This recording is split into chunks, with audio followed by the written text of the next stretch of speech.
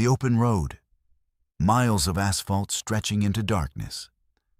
For truck drivers, the highway is their office, their home, their entire world. But what happens when that world stops making sense? Tonight, you're about to hear 11 terrifying true stories from truckers who encountered things on America's highways that defy explanation. Phantom convoys that vanish into fog, rest stops that exist outside of time, and voices on the CB radio calling from decades in the past. The question is, after hearing what they went through, will you ever look at a dark highway the same way again? Buckle up, horror family, because once you're on this road, there's no turning back. You're alone on a deserted interstate at 3 a.m. Fog so thick you can barely see your own hood, and suddenly your mirrors fill with headlights.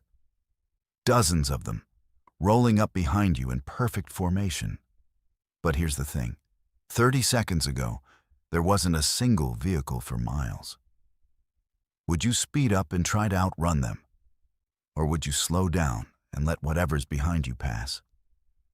I've been driving long haul for 23 years, and I thought I'd seen everything the road had to offer.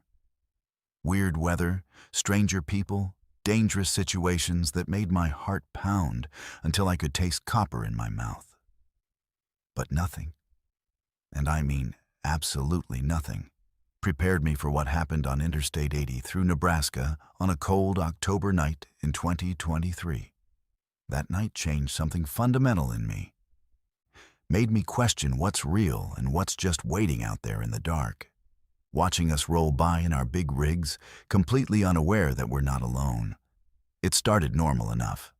I was hauling refrigerated goods from Denver to Chicago, running about 2 hours behind schedule because of construction delays in Colorado. The dispatcher was on my ass about delivery times. So I'd pushed through my usual stop in North Platte and decided to make up time on the empty stretch between there and Grand Island. Anyone who's driven I-80 through Nebraska knows what I'm talking about. It's flat, straight, and mind-numbingly boring, especially at night. The kind of road where you have to actively fight to stay alert because there's nothing to look at except darkness and the occasional reflective mile marker catching your headlights. Around 2:47 a.m., I noticed the fog rolling in. Not unusual for that area, especially in October when the temperature drops and moisture rises from the Platte River Valley. At first, it was just wisps. Thin fingers of mist drifting across the highway like ghosts. Within 10 minutes, though, it had thickened into a solid wall of white that reduced visibility to maybe 50 feet. I slowed down from 70 to about 45, turned on my fog lights, and tightened my grip on the wheel. The highway was completely empty. I hadn't seen another vehicle in over 30 miles, hadn't heard a voice on the CB in even longer. Just me, my truck, and that suffocating fog pressing in from all sides. That's when I first saw them in my mirrors. Headlights, lots of them. They appeared all at once, like someone had flipped a switch and conjured an entire convoy out of thin air. I'm talking about at least a dozen sets of lights, maybe more, arranged in 2 perfect lines that stretched back into the fog as far as I could see. My first reaction was relief. Company on a lonely road, other drivers pushing through the same shitty conditions. But that relief lasted maybe 5 seconds before the wrongness of it hit me. These trucks had appeared instantly. There'd been nothing behind me. I'd been checking my mirrors religiously because of the fog, and then suddenly they were just there, rolling up fast, closing the distance between us with unnatural speed. I grabbed my CB radio, switched to channel 19, and called out, "Hey, convoy behind me on eastbound 80, y'all came out of nowhere. Couldn't see you back there until just now." "What's your 20? Nothing but static. I tried again. "This is westbound. Sorry, eastbound traffic, anyone copy? More static, but this time there was something underneath it. Voices, maybe, but distant and distorted, like a radio signal from very far away or very long ago. The hair on my arms stood up. I checked my mirrors again, and that's when I noticed the trucks themselves weren't right. Even through the fog, I could make out their shapes, and they were wrong. Old. These weren't modern Freightliners or Peterbilts with aerodynamic cabs and LED lights. These were cab-overs, the kind they stopped making in the early 80s. Square, boxy things with flat fronts and those distinctive old-style headlights. The fog seemed to cling to them differently than it clung to my truck, swirling around their shapes in patterns that didn't match the wind direction. And there was something else. No company logos, no dot numbers visible on the doors, nothing to identify who they were or what they were hauling. Just weathered, rust-streaked metal that looked like it had been sitting in a junkyard for decades. They maintained their distance behind me, maybe 100 feet back, moving in perfect synchronization. Every time I slowed down, they slowed down. When I sped up slightly to test them, they matched my speed exactly. The formation never broke, never wavered. It was like watching a military convoy, except these trucks looked like they'd been dragged out of history and dropped onto a modern highway. My speedometer read 45. My GPS showed I was making normal progress. But something about the way the fog moved and the way those lights stayed locked in position made me feel like I wasn't actually going anywhere at all. I tried the CB again. This time when I keyed the mic, the static erupted into something that made my blood freeze. Screaming. Not horror movie screaming, but the genuine sounds of people in mortal terror. Men's voices, distorted and distant, crying out in panic and pain. Then came the unmistakable sounds of metal crunching, glass shattering, and beneath it all, a low roar like fire. The transmission lasted maybe 10 seconds before cutting back to dead static. My hands were shaking so badly, I nearly dropped the mic. I knew those sounds. Every trucker knows those sounds. That was a major accident, a pileup, the kind that makes the national news. I punched the GPS, zooming out to see what was around me. According to the map, I was approaching mile marker 279, about 15 miles west of Grand Island. I grabbed my phone. No signal, of course, because this stretch of 80 is notorious for dead zones. But I downloaded offline maps. I pulled up the location history, satellite view, anything that could tell me what I was dealing with. That's when I saw it. Right at mile marker 279, there was a memorial marker noted on the map. I zoomed in, tried to read the tiny text description. Multi-vehicle accident site, October 15th, 1979. 14 fatalities. October 15th. I glanced at my dashboard clock. October 15th, 3:04 a.m. The anniversary. To the day. Almost to the hour, if the accident had happened in the early morning.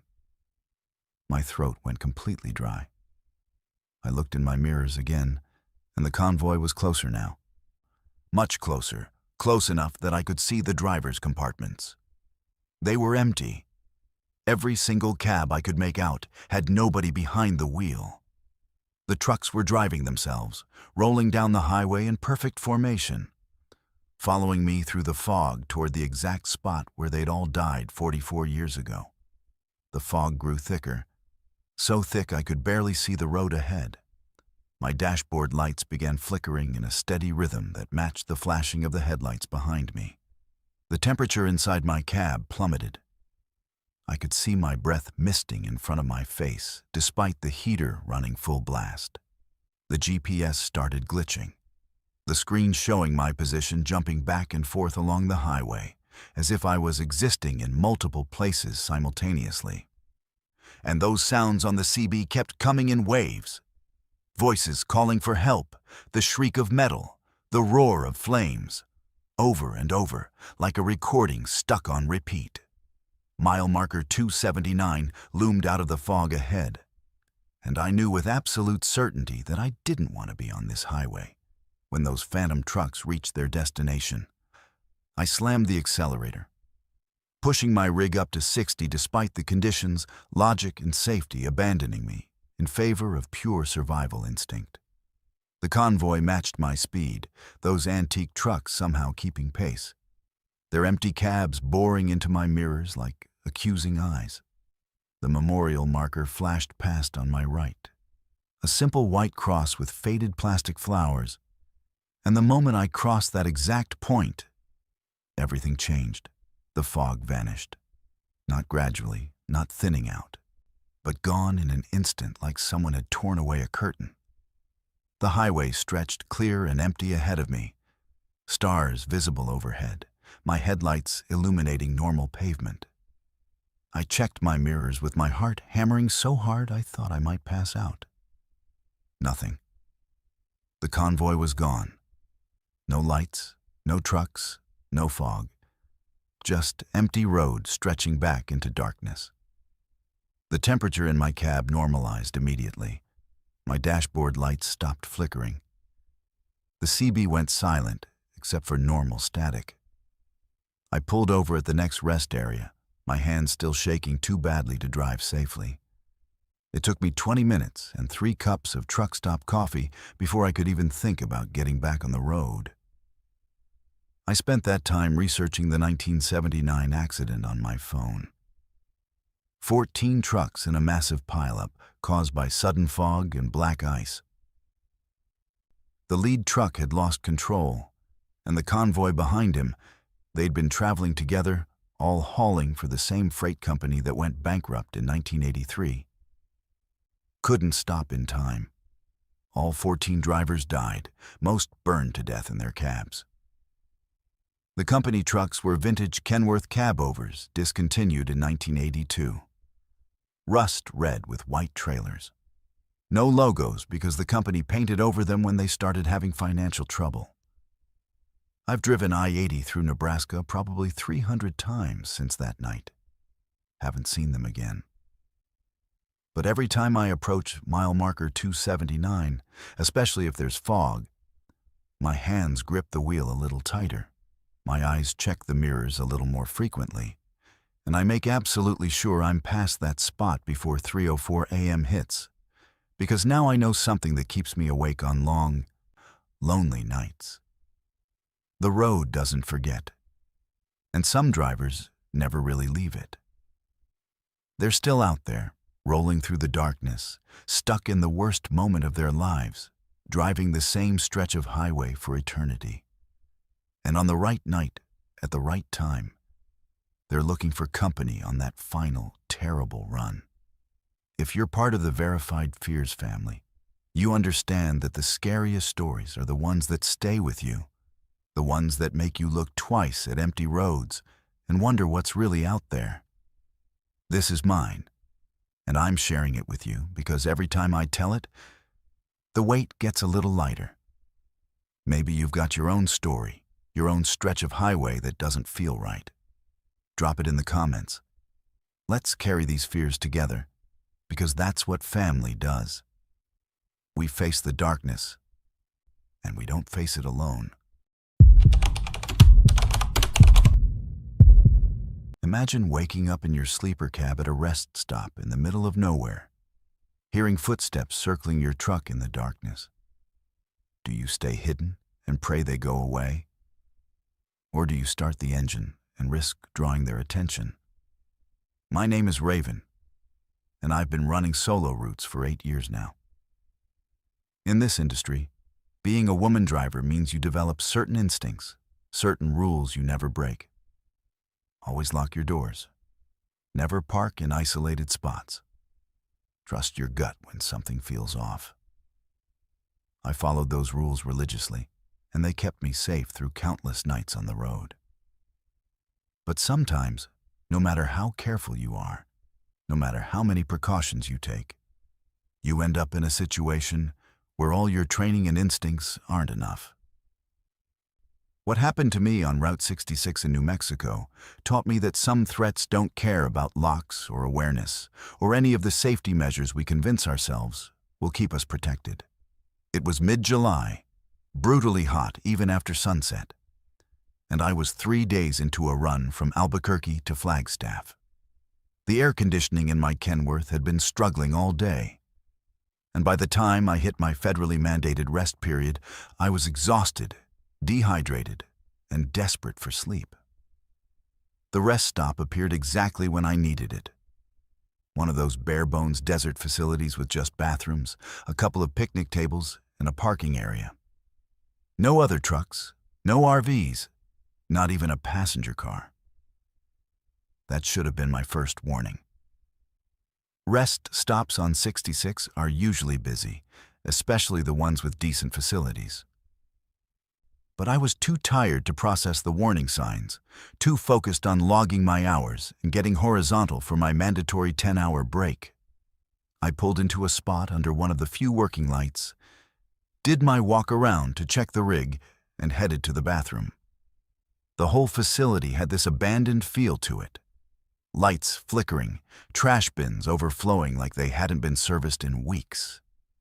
Graffiti covering the bathroom stalls. The mirrors were so dirty I could barely see my reflection.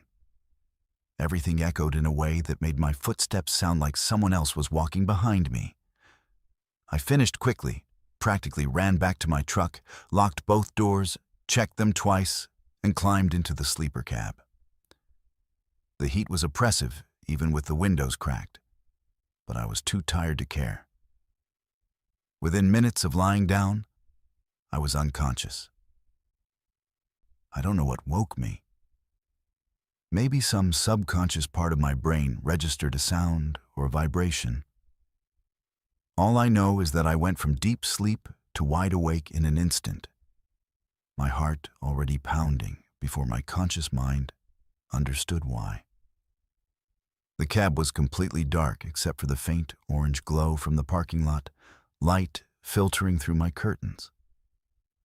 I lay perfectly still, listening, trying to figure out what had triggered my panic response. That's when I heard it. Footsteps, not the random sounds of someone walking to the bathroom or back to their vehicle. These were deliberate, methodical, circling my truck with purpose. I held my breath and listened. The footsteps moved from the passenger side to the front, paused at the hood, then continued to the driver's side. They were slow, measured, and they stopped at each door. I heard the driver's door handle rattle, a gentle testing motion, like someone checking if it was locked. My mouth went completely dry. I'd locked it. I knew I'd locked it. But in that moment, I couldn't remember if I'd heard the mechanism click. Couldn't be certain my exhausted brain hadn't just gone through the motions without actually securing the door. The footsteps continued to the back of the trailer, and I used that moment to slowly, silently reach for my phone on the small shelf above my head. No signal. Of course, there was no signal. We were in the middle of the New Mexico desert, miles from the nearest cell tower. The footsteps came back around to the passenger side, and this time when they stopped at the door, I heard something worse than rattling. Breathing. Heavy, labored breathing right outside my window. Maybe 6 inches from where I lay, frozen in my bunk. I wanted to look. Every instinct screamed at me to peek through the curtain, to see what was out there, to put a face or form to the threat. But something deeper, some primal survival instinct, kept me absolutely still. The breathing continued for what felt like hours, but was probably only 30 seconds. Then the footsteps resumed, moving back toward the front of the truck. This time, I risked movement. I shifted my position slightly, angling myself so I could see the driver's side mirror through a gap in the curtain without moving the fabric. What I saw made my stomach drop. There was a figure standing near the front of my truck, illuminated by the sickly orange parking lot light. At first, I couldn't make out details. Just a human shape, average height, wearing what looked like old clothing. But as I watched, the figure moved, and the motion was all wrong. It jerked and twitched, limbs moving at odd angles like a marionette controlled by someone who didn't quite understand how human bodies work. The head tilted too far to one side, then snapped back to center with an unnatural speed. The figure started circling again, and this time I could track its movement through my mirrors. Each time it passed through the light, I caught more details. The clothing was definitely outdated. Looked like something from the 70s or 80s, brown and weathered and stained with things I didn't want to identify. The face, when I finally got a glimpse of it, was wrong in ways I still can't fully articulate. The features were human but distorted, like a photograph that had been stretched and warped. The eyes reflected the orange light with a shine that reminded me of animal eyes caught in headlights. And I'd started thinking of it as it rather than he or she, because whatever this was didn't move like any person I'd ever seen. Completed another full circle around my truck. This time, when it reached the driver's door, it didn't just test the handle. It pulled. Hard. The whole truck rocked slightly with the force of it. I bit down on my hand to keep from making a sound. The door held, the lock mechanism doing its job. But the pulling continued with increasing violence. The figure yanked on the handle over and over, each pull harder than the last, and I could hear something that might have been breathing or might have been growling, a low guttural sound that vibrated through the metal of the truck. I made a decision. Staying here wasn't an option anymore. Whatever this thing was, it was getting more aggressive, more determined to get inside. My keys were in the ignition. I always left them there for quick departures and emergencies. And if I could get to the driver's seat, start the engine, and get moving before it could react, I might have a chance. The alternative was lying in the sleeper cab like a trapped animal, waiting for it to either give up or find a way inside. And based on how hard it was pulling on that door, I didn't think it was going to give up. I counted to 3 in my head, gathering every ounce of courage I had. On 3, I exploded into motion. I threw back the curtain separating the sleeper from the cab, launched myself into the driver's seat, turned the key, and felt the blessed rumble of the diesel engine roaring to life.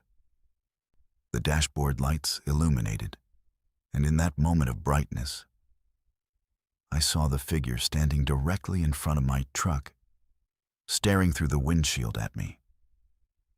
Its face was inches from the glass, and now I could see it clearly.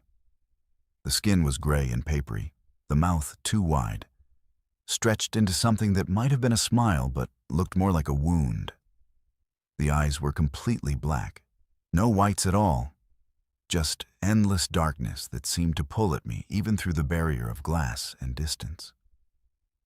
Then it moved, not away, but up, scrambling onto the hood with that same jerking, unnatural motion I'd seen before. It crawled toward the windshield, one hand slapping against the glass hard enough to crack it, reaching for me, that too wide mouth opening impossibly wider. I screamed, couldn't help it, and slammed the truck into gear. The sudden lurch forward should have thrown it off, but it clung to the hood, still reaching, still trying to get to me through the windshield. I floored the accelerator, not caring about speed limits or safety or the fact that I was supposed to be on my rest period. The truck picked up speed, 20, 30, 40 miles per hour through the rest stop parking lot.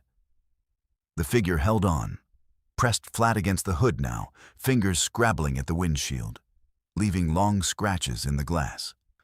I cranked the wheel hard to the right, then back to the left, trying to shake it loose. On the second swerve, it finally lost its grip and tumbled off, rolling across the pavement in a tangle of limbs that bent in directions limbs shouldn't bend. I didn't slow down. I crashed through the rest stop exit without even checking for traffic. There wasn't any. And got back on Route 66, going 60 miles per hour before I even thought about breathing. My mirrors showed the rest stop receding behind me, the orange lights getting smaller and smaller. I couldn't see the figure anymore, couldn't see anything moving in that empty parking lot.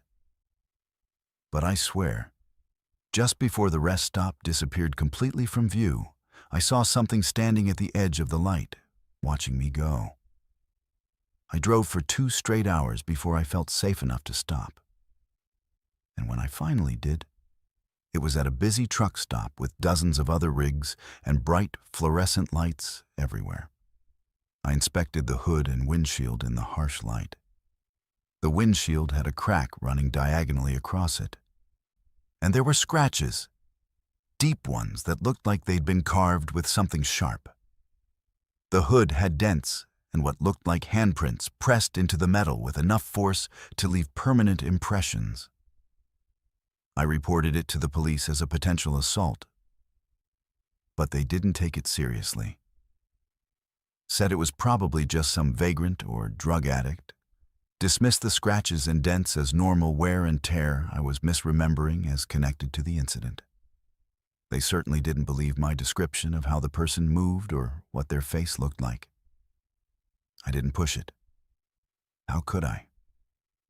I barely believed it myself. But I know what I saw. I know what circled my truck in that deserted rest stop on Route 66. And I know that every time I'm forced to park somewhere isolated, somewhere dark and empty, I check my locks 3 times instead of 2, and I sleep with my keys in my hand and one eye on the mirrors. Because whatever that thing was, it wasn't unique. There are rest stops all over this country that nobody uses, that drivers avoid without really knowing why.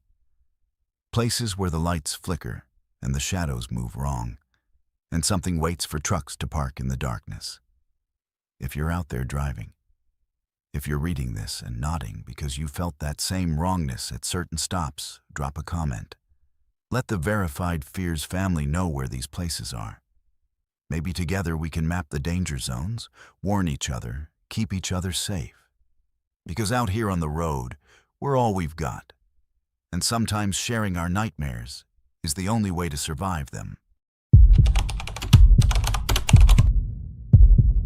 What if your CB radio picked up a distress call from a driver describing your exact location, your exact situation? But the transmission was coming from 30 years in the past. Would you respond knowing it's impossible? Or would you listen as history repeats itself around you? I need to tell you about something that happened to me last September on Highway 93 through Montana. Something that's kept me awake more nights than I can count. I'm a logical person.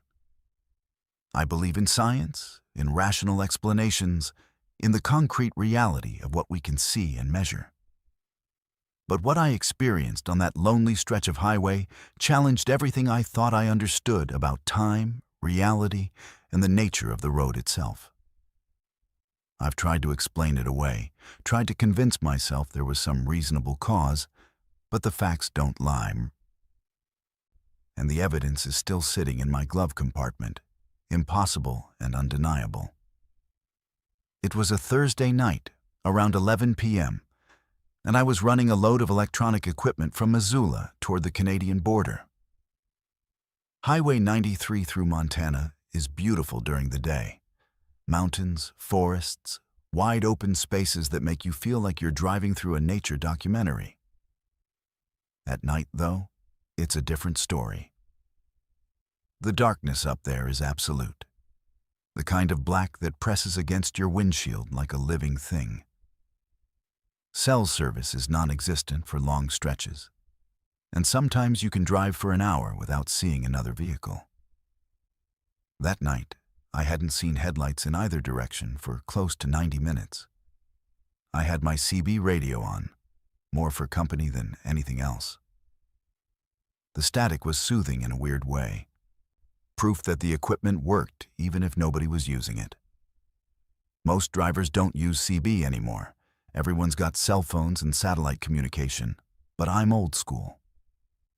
There's something comforting about that crackle of static, that connection to trucking history, and the millions of drivers who've crossed these same roads listening to that same sound. At 11:34 p.m., the static changed.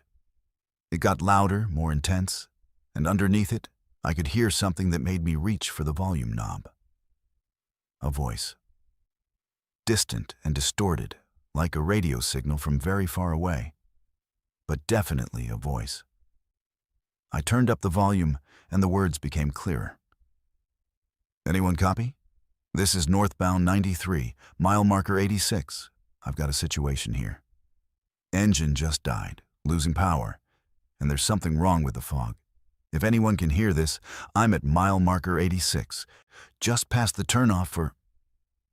The transmission dissolved into static. I grabbed my mic immediately. This is northbound 93. I copy your transmission. What's your 20? Mile marker 86, you said? Nothing but static. I tried again. Driver in distress on 93. This is northbound traffic. I'm about 10 miles south of you. What's your situation? Still nothing. The static continued, but the voice was gone. I checked my GPS. I was currently at mile marker 76, which meant if this driver was really at 86 and having mechanical issues, I'd reach him in about 10 minutes. I pushed my speed up to 70, scanning the road ahead for any sign of brake lights or emergency flashers. The highway remained empty, just my headlights cutting through the darkness and the broken white line disappearing under my hood. Then, at exactly 11:41 p.m., the voice came back. Getting thicker. Can't see more than a few feet now. This isn't normal fog. Something's wrong with it. If anyone's hearing this, stay away from mile marker 86. Don't stop. Whatever you do, don't... Static again, but this time there was something underneath it. A sound that might have been wind or might have been breathing, low and rhythmic and wrong. My hands tightened on the wheel. The fog he was describing. I wasn't seeing any fog. The night was clear, stars visible overhead, visibility perfect. But something about his voice, the genuine fear in it, made my skin crawl. I was at mile marker 79 now, getting closer. I tried the radio again. Driver at 86, if you can hear me, I'm 5 minutes out. Stay with your vehicle, keep your doors locked. I'm coming to assist. The response came immediately, but it wasn't directed at me. It's at the window. Oh God, it's looking at me. I can't see what it is through the fog, just a shape. But it knows I'm in here. It's scratching at the glass. Why isn't anyone responding? Is anyone out there? This is mile marker 86, Highway 93, November 12th, and something is trying to get into my truck. His voice broke on the last word, terror making it almost unrecognizable as human speech. November 12th. He'd said November 12th, but it was September 18th. I looked at my dashboard calendar to confirm, but I already knew what it would say. September 18th, 2024. My brain started working overtime, trying to make sense of what I was hearing. A recording somehow playing over CB frequencies? But CB doesn't work like that. It's real-time communication, not a broadcast system. A prank? But the fear in that voice was real, and pranks don't usually include specific dates that don't match current reality. Mile marker 82. 3 miles to go. The voice came again, weaker now, almost sobbing. Please, if anyone can hear this, tell my wife I love her. Tell Sarah I'm sorry. It's breaking through the glass. I can hear it cracking. This is driver's license number MT4421788, vehicle registration. A sound of shattering glass cut through the transmission, followed by screaming. Not the quick scream of surprise, but prolonged, agonized screaming that went on for 15 seconds before cutting off abruptly. Then nothing. Just static. I was at mile marker 84. And that's when I saw it. Fog. Thick, unnatural fog that appeared like a wall across the highway, starting exactly at what I could now see was mile marker 85. It hadn't been there 30 seconds ago. The road had been clear, but now it stretched across both lanes. Dense and white and somehow wrong in a way I couldn't articulate. It didn't move like fog should move. It held its position like a curtain, waiting. Every instinct I had screamed at me to slow down, to stop, to turn around. But I couldn't. That driver, whoever he was, had been calling for help. Even if the transmission was old, even if it made no sense, I had to check mile marker 86. I had to know. I eased off the accelerator, dropping to 40 miles per hour as I approached the fog bank. My headlights barely penetrated it, reflecting back at me like I was shining them at a white wall. I entered the fog at mile marker 85, and the world changed. The temperature dropped instantly, my breath fogging inside the cab despite the heater running. The visibility went to almost nothing. I could barely see 10 feet ahead. The dashboard lights flickered, and my radio erupted with static so loud I had to turn the volume down. Under the static, I could hear voices. Multiple voices now, overlapping, all describing similar situations. Engine trouble, fog, something approaching, calls for help that went unanswered. Mile marker 86 appeared through the fog, and I almost missed it because I was staring at what was illuminated in my headlights just beyond it. A truck, an old Peterbilt, late 1980s model by the look of it, parked on the shoulder with its emergency flashers on. The paint was faded, the chrome rusted, and vegetation had grown up around the tires like it had been sitting there for years.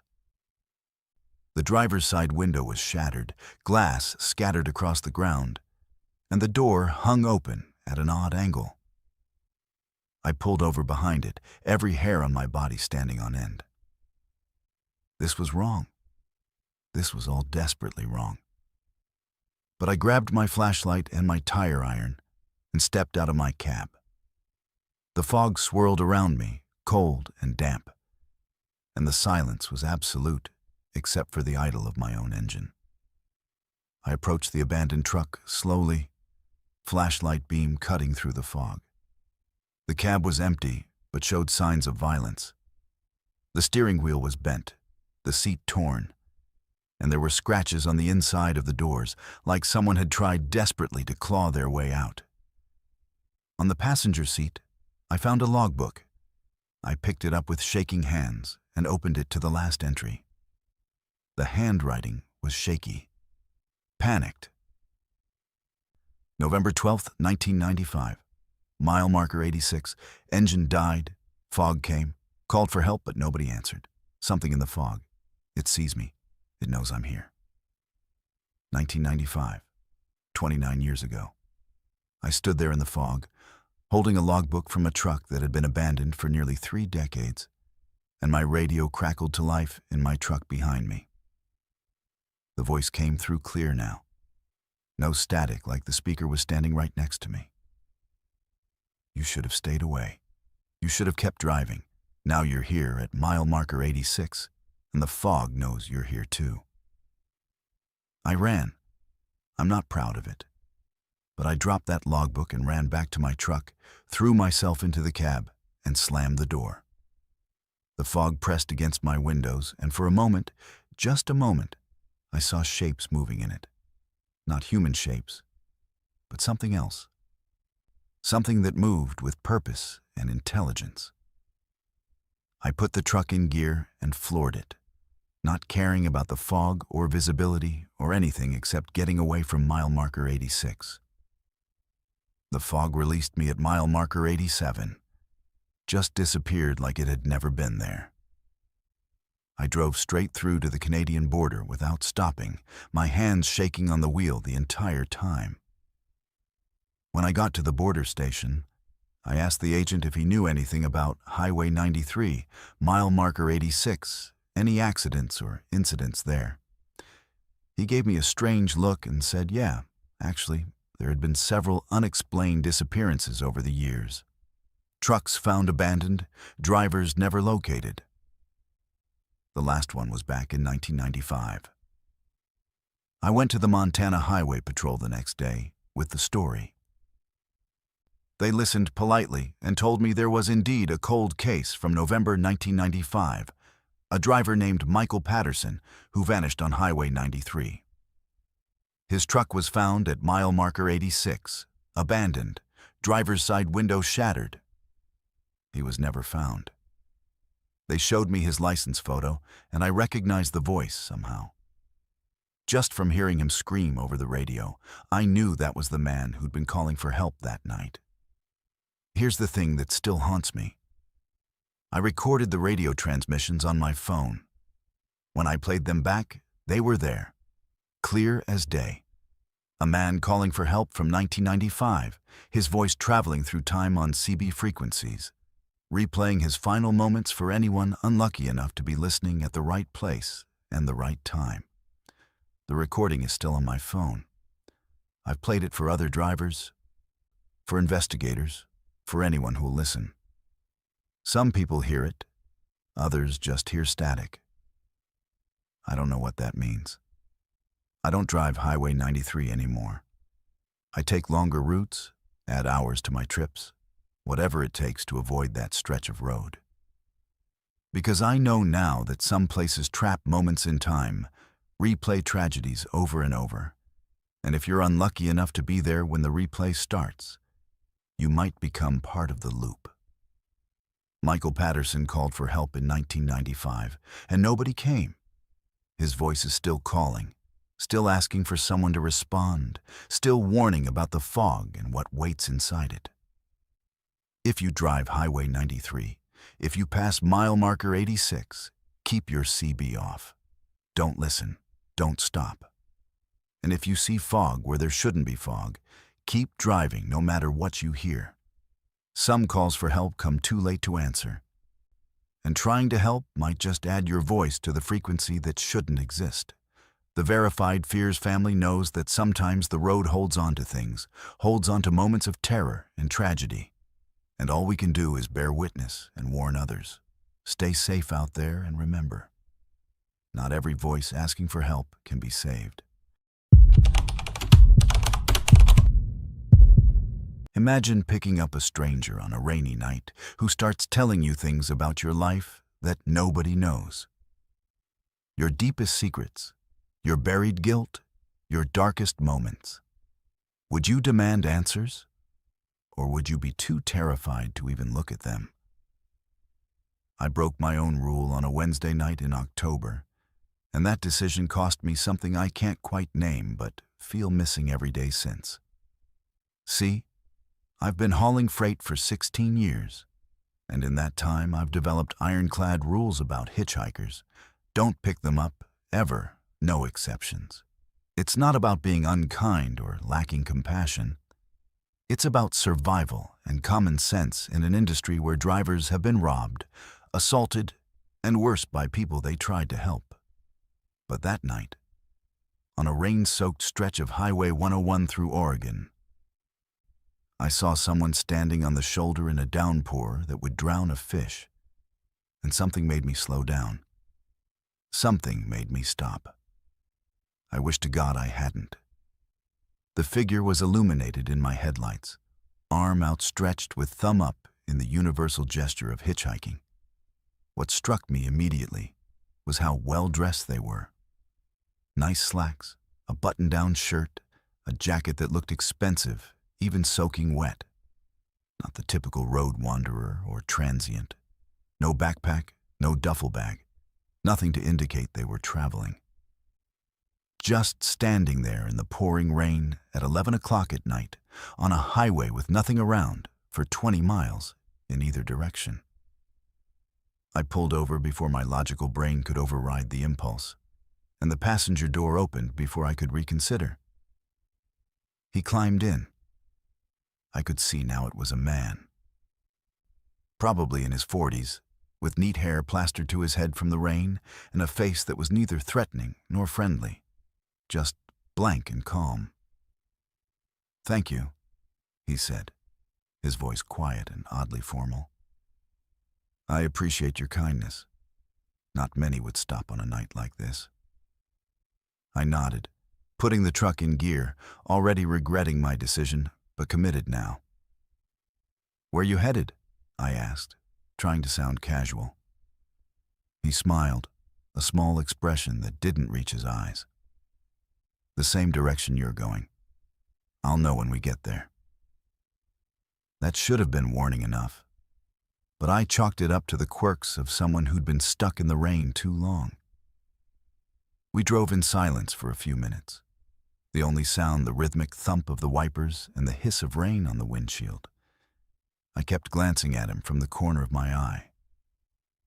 He sat perfectly still, hands folded in his lap, staring straight ahead with an expression of patient waiting. His clothes, I noticed, weren't dripping. The rain should have left puddles on my floor mat, but there was nothing. He was wet. I could see that his hair and shirt were damp, but he wasn't dripping water. Small detail, but it nagged at me. "You've been driving this route a long time," he said suddenly. Not a question, but a statement. I nodded. "Yeah, about 8 years. I do the Portland to San Francisco run pretty regularly." He turned to look at me then, and his eyes were darker than they should have been in the dim cab light. 8 years, 2 months, and 17 days to be precise. You started this route on August 14th, 2016. Your first haul was lumber. You almost didn't take the job because you just lost your father and weren't sure you could handle being alone with your thoughts for that long. My hands tightened on the wheel. "How do you know that?" He didn't answer, just kept looking at me with those two dark eyes. "The funeral was on August 10th. You didn't cry at the service because your mother needed you to be strong, but you cried for an hour straight at a rest stop outside Salem on your first night driving this road. You parked in the far corner where nobody could see you and let it all out. I felt cold despite the heater running full blast. Who the hell are you? Did someone hire you to, investigate me? Is this some kind of corporate surveillance?" He shook his head slowly. "No investigation. I just know things. I know that you blamed yourself for your father's death because you didn't visit him the week before his heart attack. You were supposed to drive up to Seattle to see him, but you took an extra run instead because the money was good.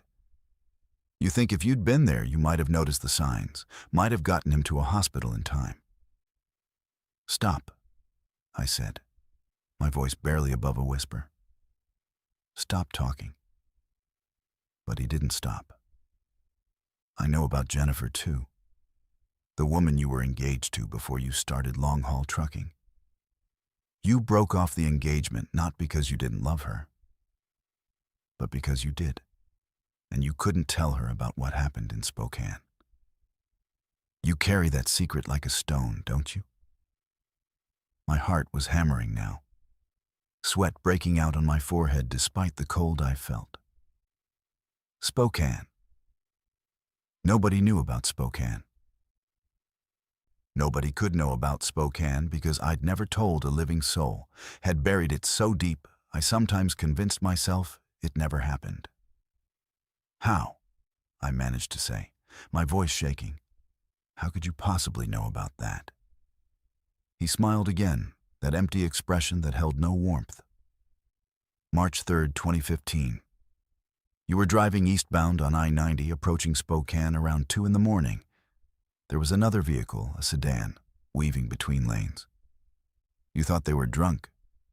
They cut you off and you hit the brakes, but they overcorrected, went off the road, rolled down an embankment. You saw it happen in your mirrors. "Stop," I said again, louder this time. But he continued as if I hadn't spoken. You slowed down, almost stopped. You had your hand on the CB radio, ready to call it in. But then you thought about the investigation, the delays, the questions about whether you were following too close or driving too fast. You thought about your record, your insurance, your job. So you kept driving. You told yourself someone else would see it, would call for help. But that stretch of highway was empty. Nobody else came along until morning, and by then the driver of that sedan was dead. Died from injuries that might have been survivable if someone had called for help immediately. I was shaking now, both hands gripping the wheel so hard my knuckles were white. You need to get out. I don't know what kind of game this is, but you need to get the hell out of my truck right now. I started to slow down, looking for a place to pull over. The hitchhiker remained calm, unbothered by my panic.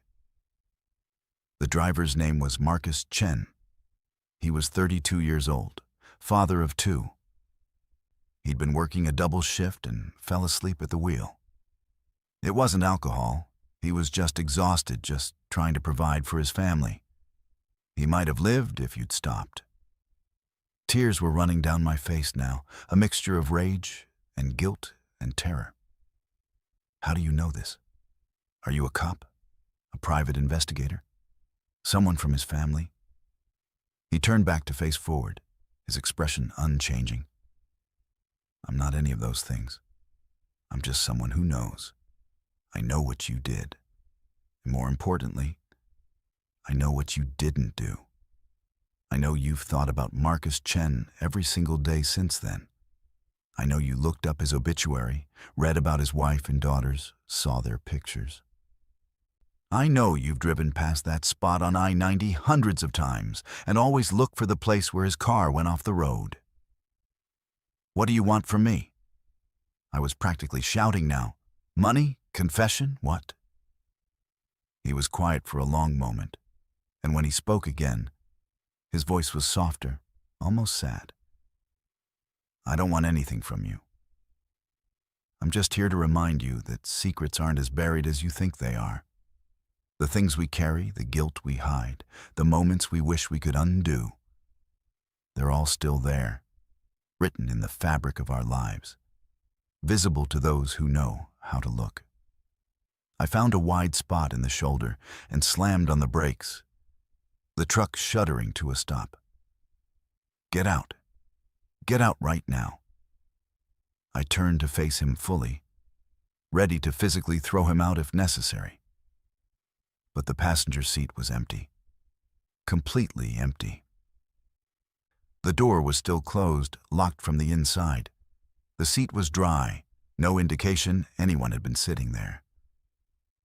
I reached out and touched the fabric, bone dry, no heat, no moisture, nothing to suggest a person had been there at all. My breath came in short gasps as I looked around the cab. Had I imagined it? No, that was impossible. We'd talked for at least 15 minutes. He'd climbed into my truck, sat right there, told me things that nobody could know. But there was no evidence.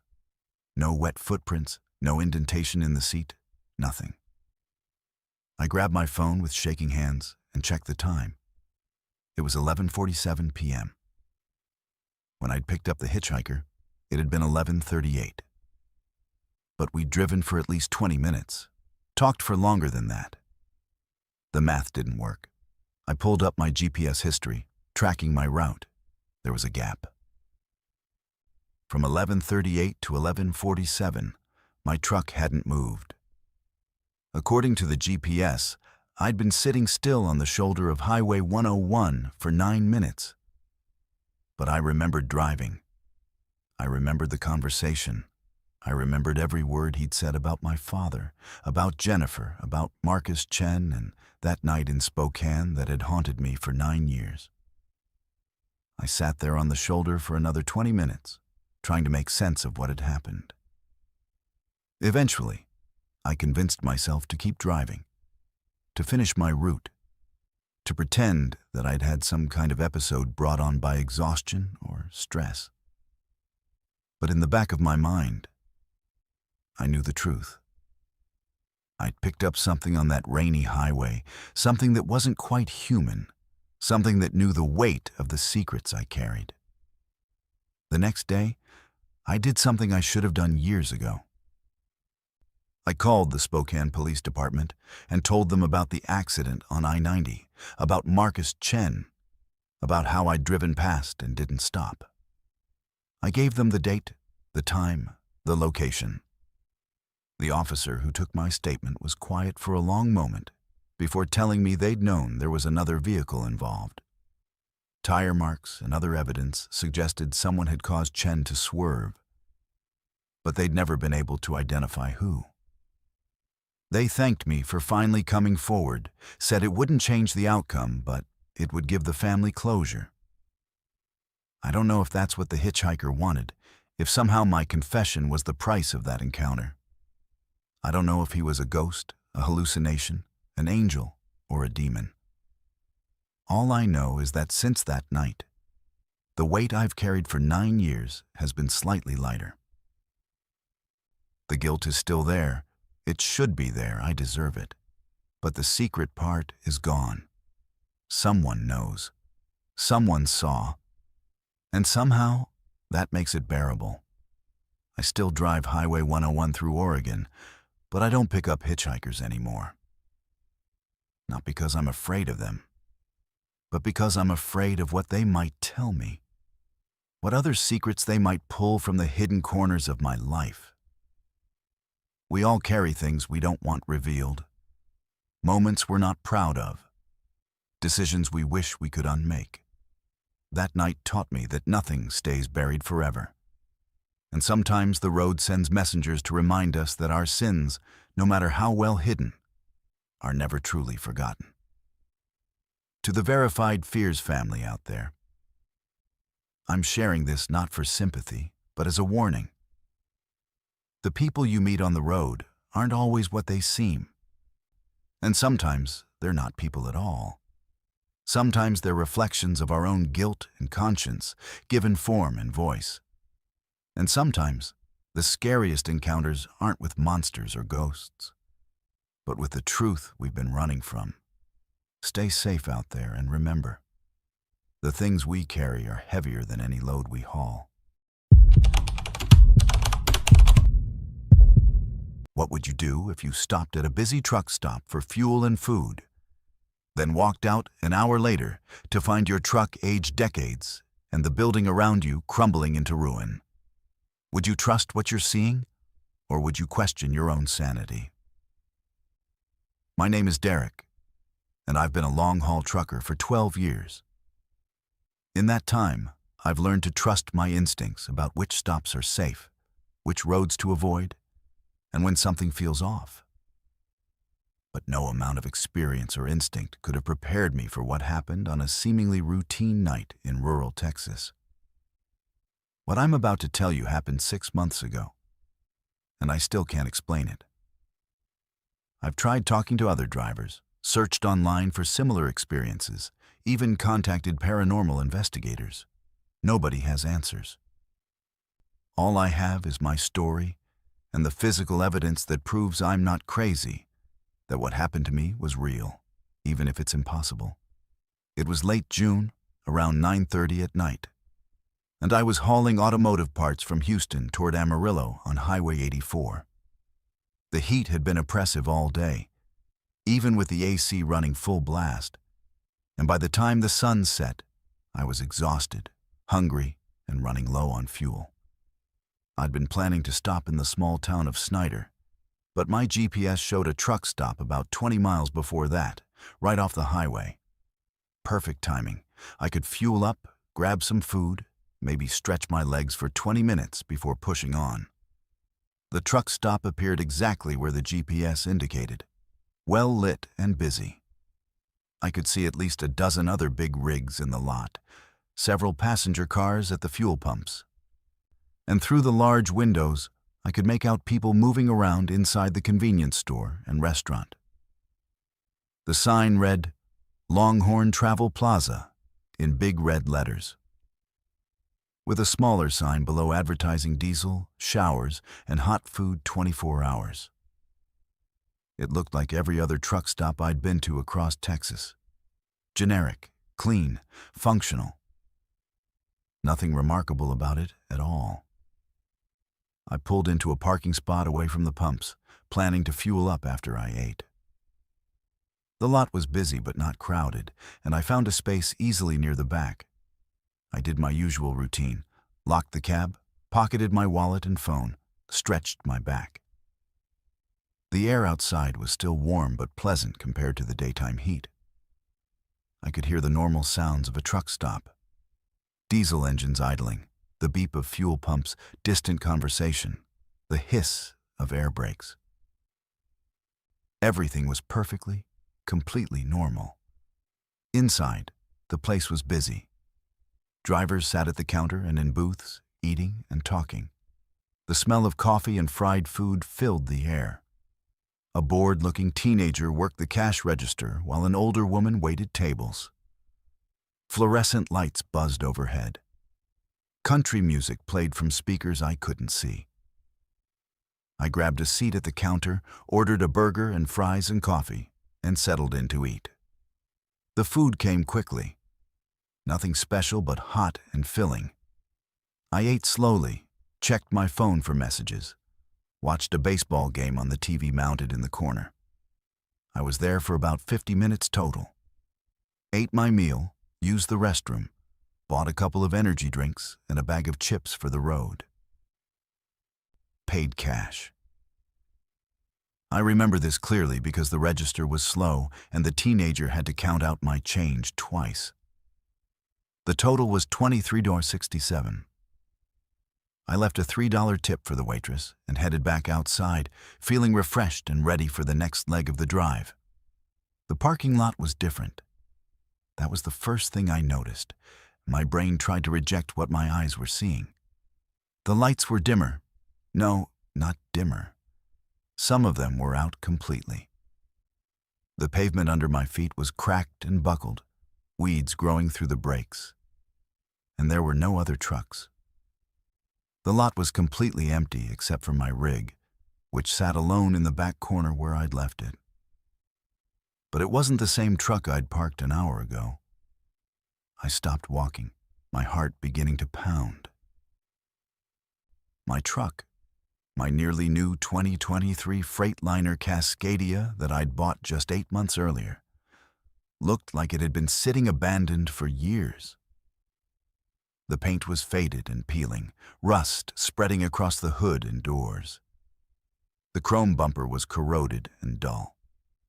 The tires were flat, vegetation growing up around them. The windshield was so dirty and weathered, I couldn't see through it. And there was dust. Thick layers of dust coating every surface, the kind that accumulates over years, not minutes. I turned around slowly, looking back at the truck stop. The building was dark. Not closed for the night dark, but abandoned dark. Windows were broken. The glass doors I'd just walked through were boarded up with weathered plywood. The Longhorn Travel Plaza sign was still there, but the lights were off. The letters faded and several missing entirely. Graffiti covered the lower walls. The fuel pumps were gone, not removed, but gone, with only rusted concrete pads showing where they'd been. The parking lot was a maze of cracks and potholes, and in the distance I could see the highway, but it looked wrong, overgrown, less traveled. I stood there trying to process what I was seeing, my mind racing through explanations. Had I been drugged? Was I having a stroke? Was this some kind of elaborate prank? But the evidence was everywhere, undeniable and consistent. This place was abandoned, had been abandoned for years. And yet, I'd just been inside. Just eaten a hot meal. Just paid a teenager for food that had been cooked in a functioning kitchen. I pulled out my phone with shaking hands. The time showed 10:32 p.m., about right for how long I'd been inside. But the date. The date was wrong. It said June 28, 2024, same as when I'd gone inside. I opened my GPS app, and it showed my location as the same truck stop. But when I zoomed out to satellite view, the image showed an abandoned building, exactly like what I was seeing now. I checked my call history, my messages, anything to anchor myself in time. Everything on my phone said it was June 28th, 10:32 p.m. But the world around me looked decades older. I approached my truck slowly, almost afraid to touch it. The driver's door was locked. I could see my key fob still worked because the locks clicked when I pressed the button. But the sound was wrong, rusty and grinding. I pulled the door open and it creaked on corroded hinges. The interior was covered in dust. The seats cracked and faded, the dashboard weathered and sun-damaged. But my belongings were still there. My logbook, my travel mug, the air freshener I'd hung from the mirror just 2 days ago. All there, all aged and weathered like everything else. I climbed into the cab and tried the ignition. The engine turned over after several attempts, coughing and sputtering before settling into a rough idle. The fuel gauge showed 3/4 full, exactly what it had shown when I parked. The odometer reading was the same. Everything about the truck's systems indicated only an hour had passed. But the physical deterioration told a different story entirely. I didn't know what else to do, so I drove. I pulled out of that abandoned parking lot and got back on Highway 84, heading toward Amarillo like I'd planned. The road was the same, but different. More worn, less maintained, with stretches that looked like they hadn't seen repair crews in years. I passed through Snyder 20 minutes later, and it looked normal. Modern, current. Buildings I recognized, traffic, lights. I pulled into a legitimate truck stop, one I'd been to before. And the date on their pumps and inside the store confirmed it was still June 28th, 2024. I spent 3 hours at that stop, cleaning years of accumulated grime off my truck. It took industrial degreaser and serious elbow grease, but slowly I restored it to something approaching its normal appearance. The rust was superficial. Underneath, the metal was sound. The tires weren't actually flat. They just looked that way under all the dirt. The interior cleaned up with leather conditioner and patience. By 2 in the morning, my truck looked mostly normal again, though there were signs of the aging that I couldn't fully erase. Tiny rust spots, a crack in the windshield that hadn't been there before, a general weathering that shouldn't exist on an 8-month-old vehicle. I reported the abandoned truck stop to the Texas DOT the next day. The coordinates I gave them showed an empty lot. No building, no pumps, no pavement, just bare land that had never been developed. They were polite but clearly thought I was confused about the location. I insisted, sent them photos from my phone, but the photos showed the same thing their records did. An empty field. The Longhorn Travel Plaza didn't exist, had never existed according to every database I checked. Except, I have the receipt.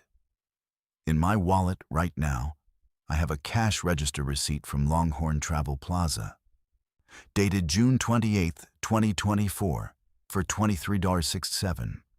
The paper is yellowed and brittle like it's decades old. The ink faded, but still readable. I've had it examined by a document expert who confirmed the paper stock and printing method are from the 1980s or early 1990s, but it's dated 2024, has current prices, and lists items that match exactly what I remember ordering. I've driven Highway 84 through that area a dozen times since then, always during the day, always alert for any sign of the Longhorn Travel Plaza. The location is just empty desert, a dirt turnoff that goes nowhere. But sometimes, late at night when I'm driving other routes, I'll see a truck stop in the distance that looks a little too bright, a little too busy, a little too perfect. And I keep driving because I learned something that night in Texas. Some places exist outside normal time. Some buildings are doorways to when and where they used to be. And if you're not careful, you can step through those doorways and lose more than just an hour. You can lose years, decades, maybe more. The aging on my truck has never fully gone away. Small reminders remain, the windshield crack that shouldn't be there, rust spots that keep appearing no matter how often I treat them, an odor in the cab that smells like decades of use despite the truck being less than a year old. It's like my truck spent years parked in that abandoned lot, even though I was only gone for 50 minutes. Time moved differently there, or maybe time didn't move at all, and I brought a piece of the past back with me. I don't have answers, just questions, and that yellowed receipt that shouldn't exist. All I know for certain is that I walked into a functioning truck stop in 2024 and walked out into some other year, some abandoned future or alternate present where that place had been rotting for decades. And for just a moment, just those 50 minutes, I existed in both times simultaneously, eating a hot meal in a busy restaurant while sitting alone in ruins that nobody else could see. What if a massive black dog appeared in the middle of a dark highway, refusing to move, staring at you with eyes that burned like embers? Would you swerve around it, slam on the brakes, or drive straight through knowing that some legends warn stopping for the black dog means death? Sleep deprivation does things to your mind.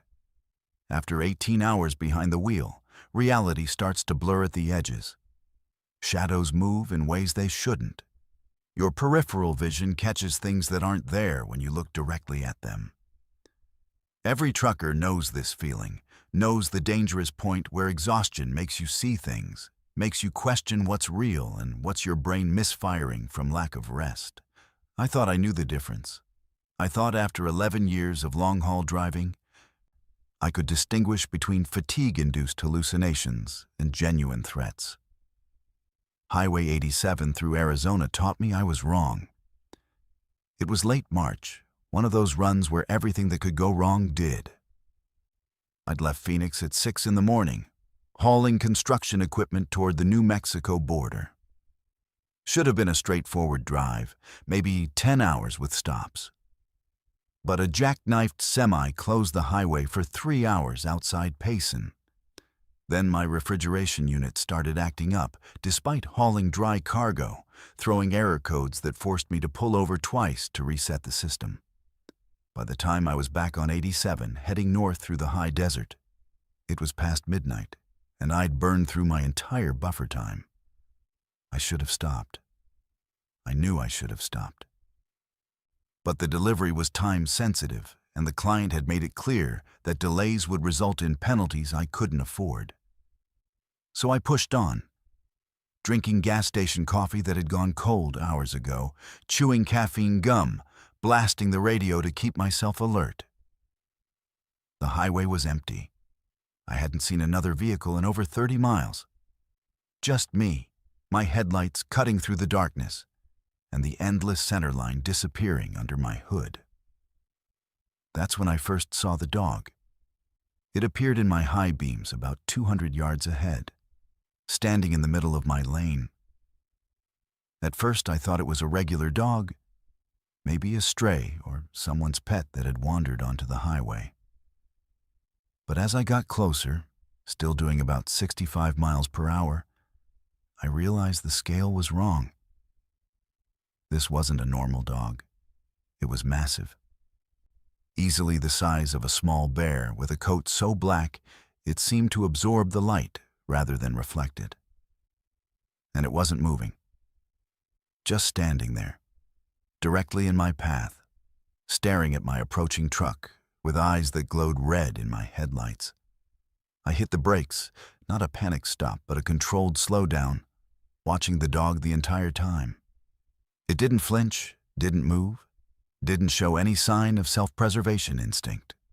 Just stood there as I decelerated from 65 to 40 to 20.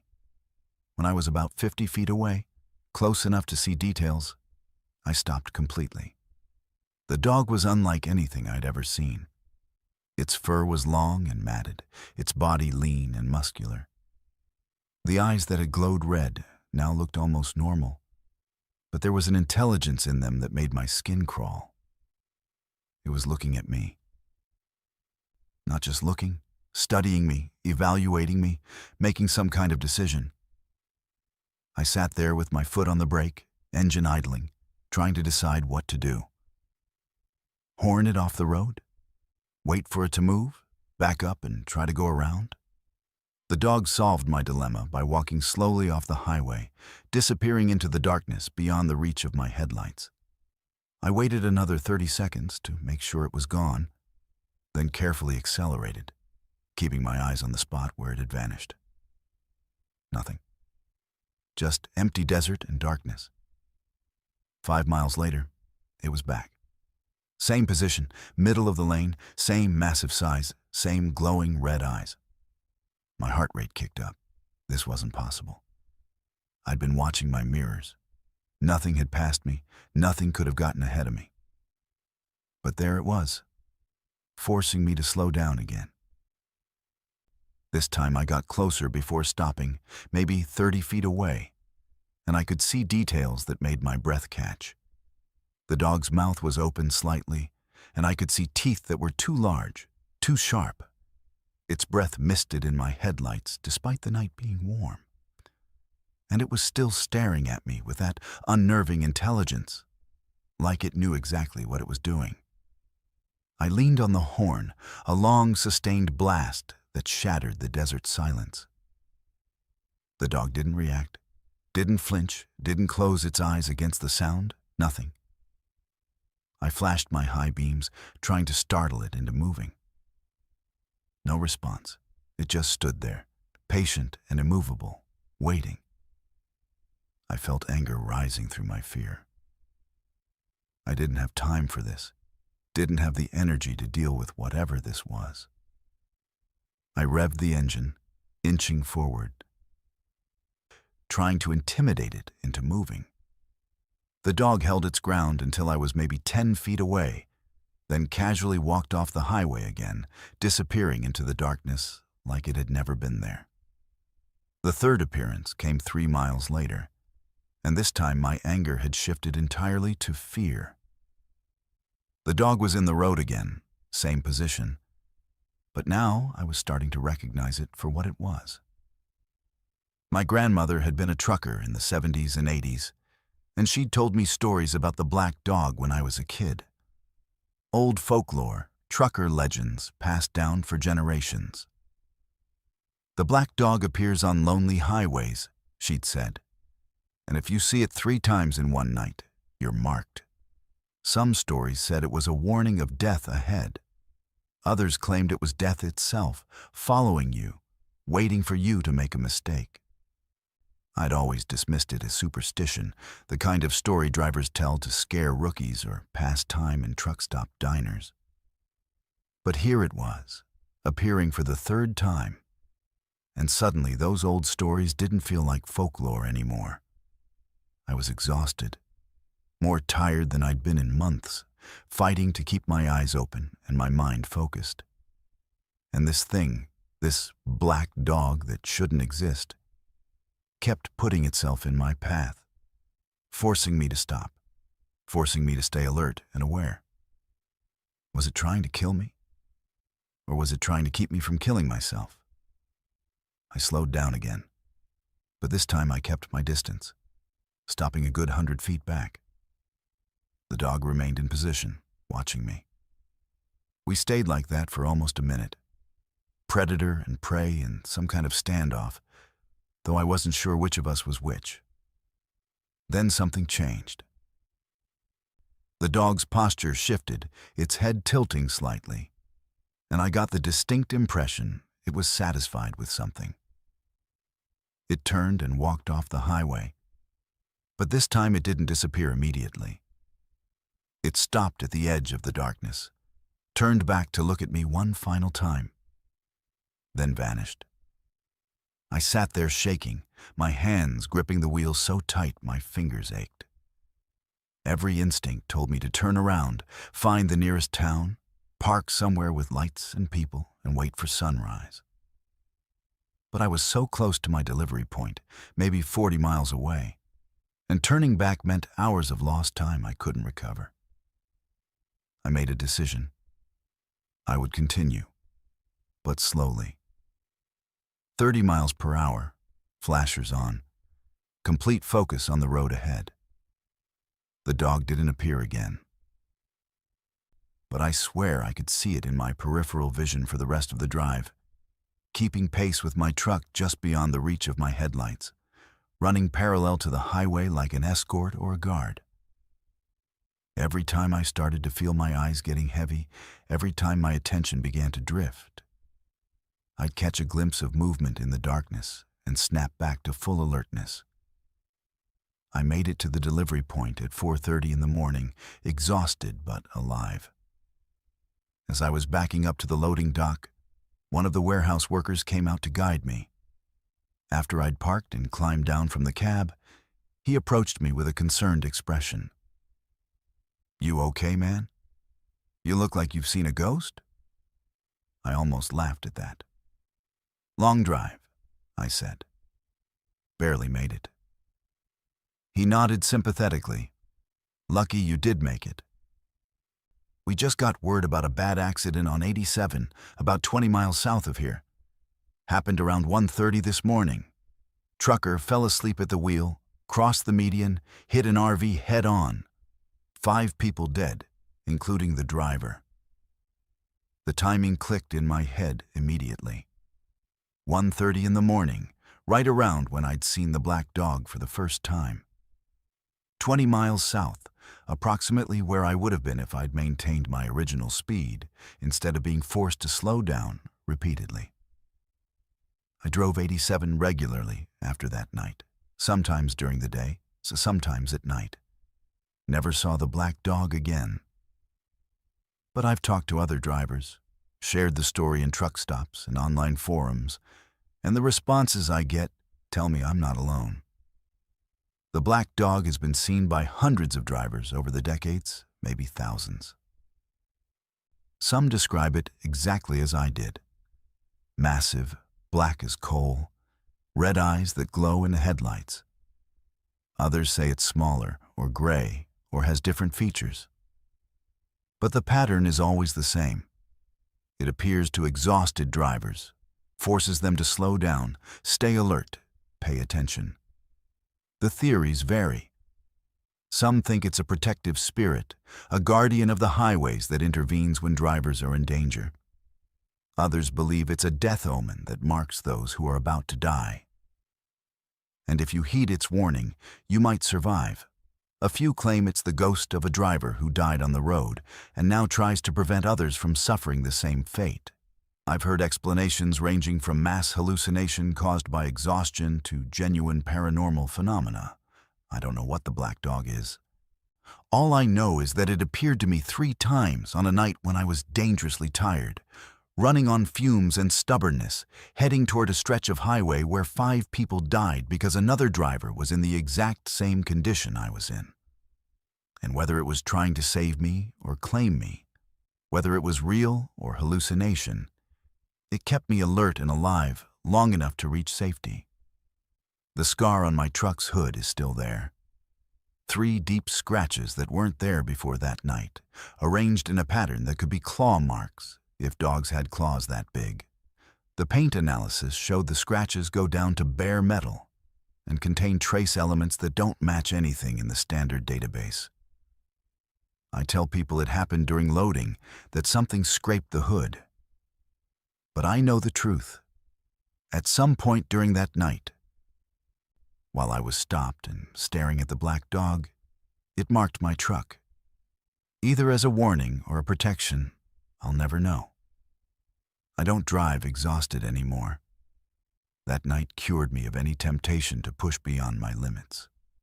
When I'm tired, I stop, no matter the delivery deadline or financial penalties.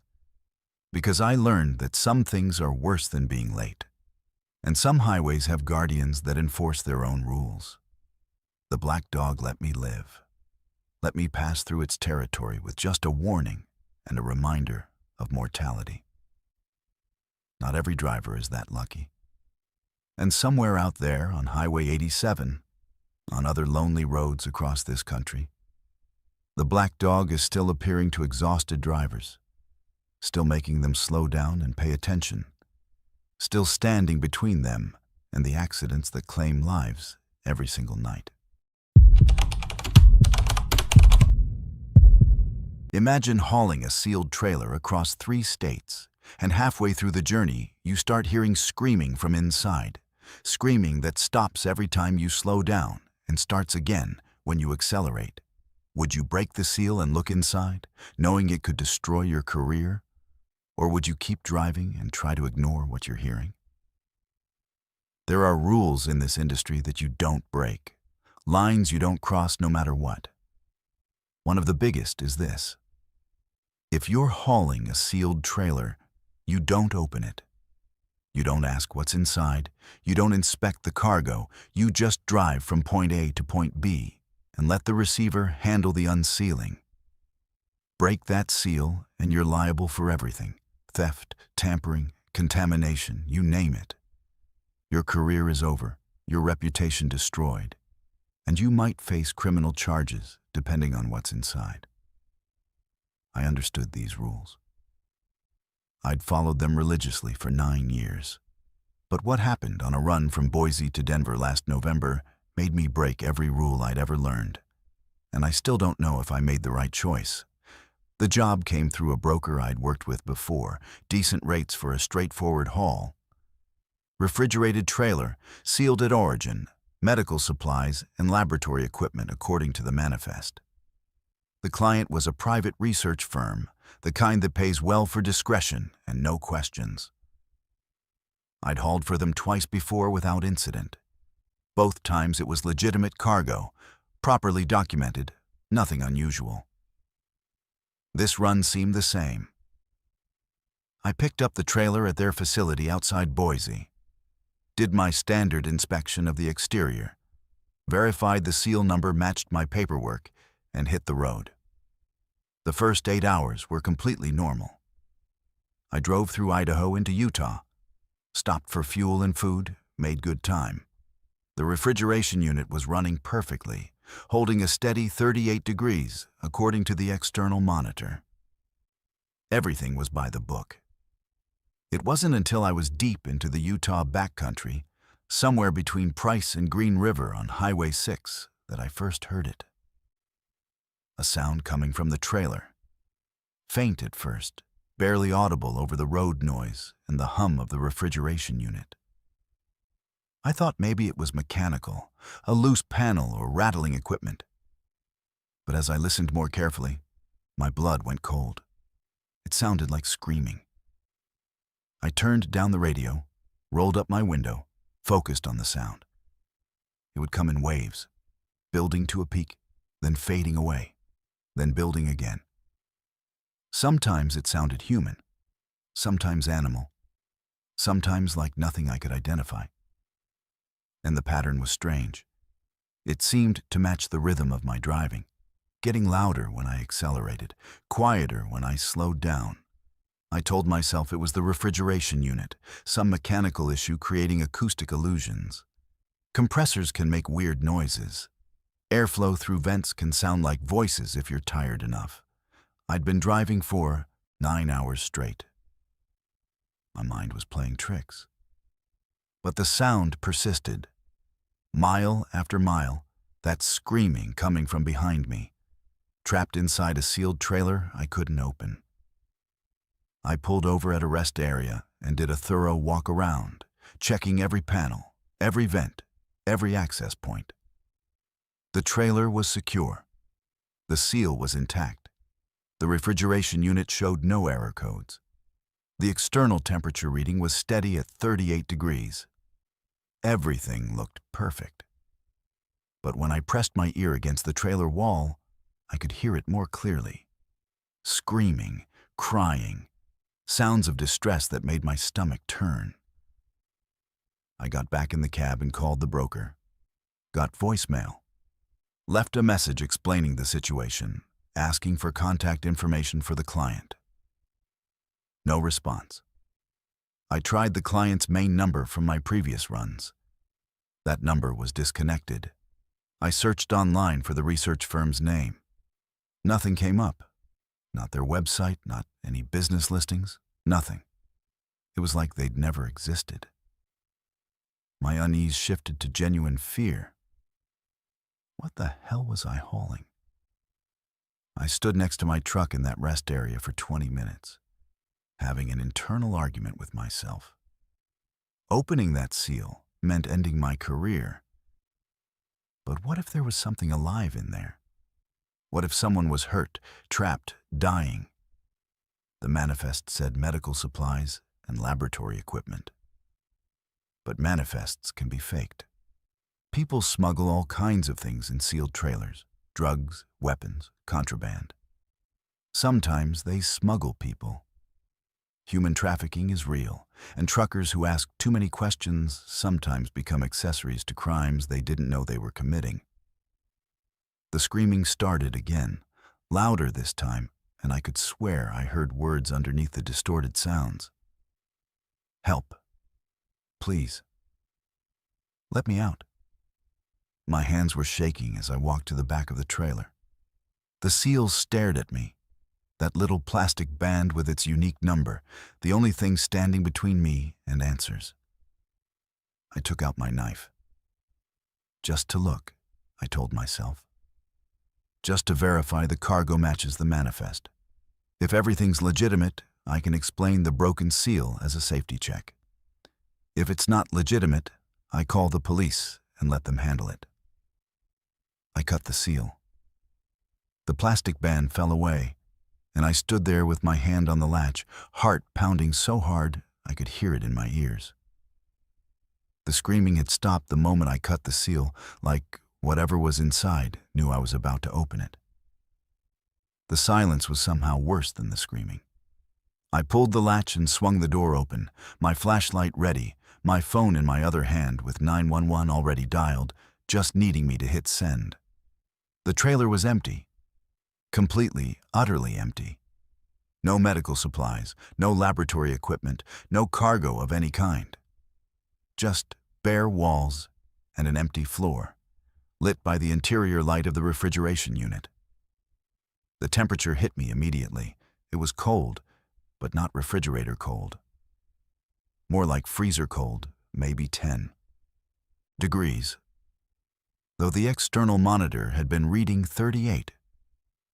Frost covered the interior walls in strange patterns that almost looked deliberate, like writing or symbols.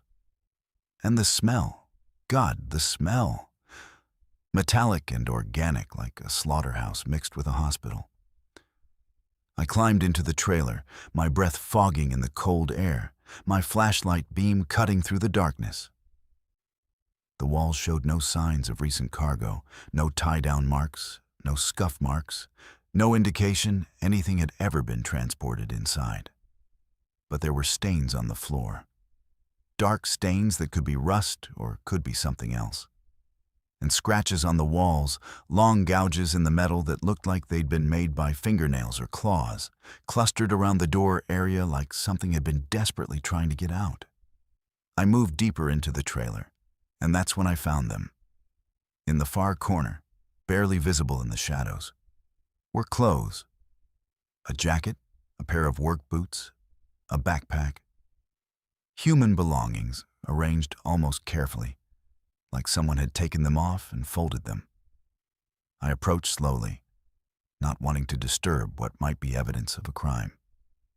The jacket was old, weathered, covered in frost. The backpack was partially open and I could see a wallet inside. My hands were completely numb, and not just from the cold, as I reached for that wallet. The ID inside showed a man named David Pearson, age 41, from Spokane, Washington. The license had expired 3 years ago. I searched the name on my phone. Signal was weak, but eventually the page loaded. David Pearson had been a trucker. He disappeared in 2021 while hauling a load from Boise to Denver. His truck was found abandoned at a rest area in Utah, trailer still attached, seal intact. He was never found. The case went cold after 6 months. I backed out of the trailer so fast I almost fell. My mind was racing, trying to make sense of what I'd discovered. This trailer, the same route, the same origin and destination, a sealed trailer that contained the belongings of a missing driver from 3 years ago. And the screaming that had led me to open it, to discover this. I called 911 with shaking hands, told them where I was, told them I'd found evidence related to a missing person case. They said they'd send someone immediately. While I waited for the police, I did something stupid. I went back to the clothes and searched the jacket pockets. Inside, I found a small notebook, the kind drivers use for personal logs. The pages were brittle with cold but readable. The last entry was dated November 18th, 2021. It read, "Something wrong with this load. Hearing sounds from the trailer. Broker won't answer. Client doesn't exist. Going to open it. If you're reading this and I'm gone, don't trust any job from Cascade Research Partners. They're not real.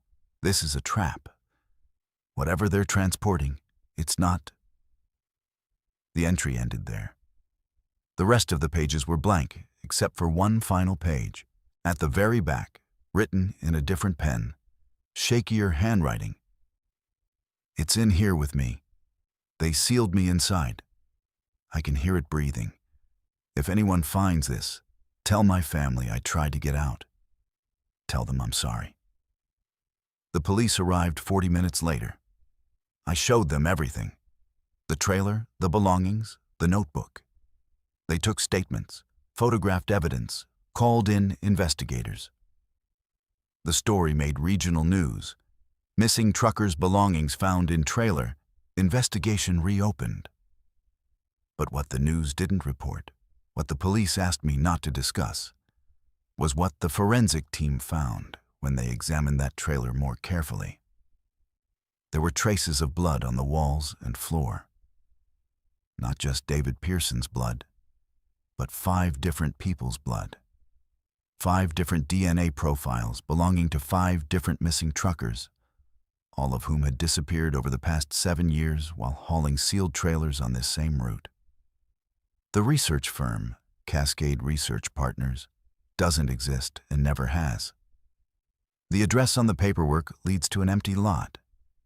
The broker who set up the job has vanished. Phone disconnected, office abandoned, no forwarding information.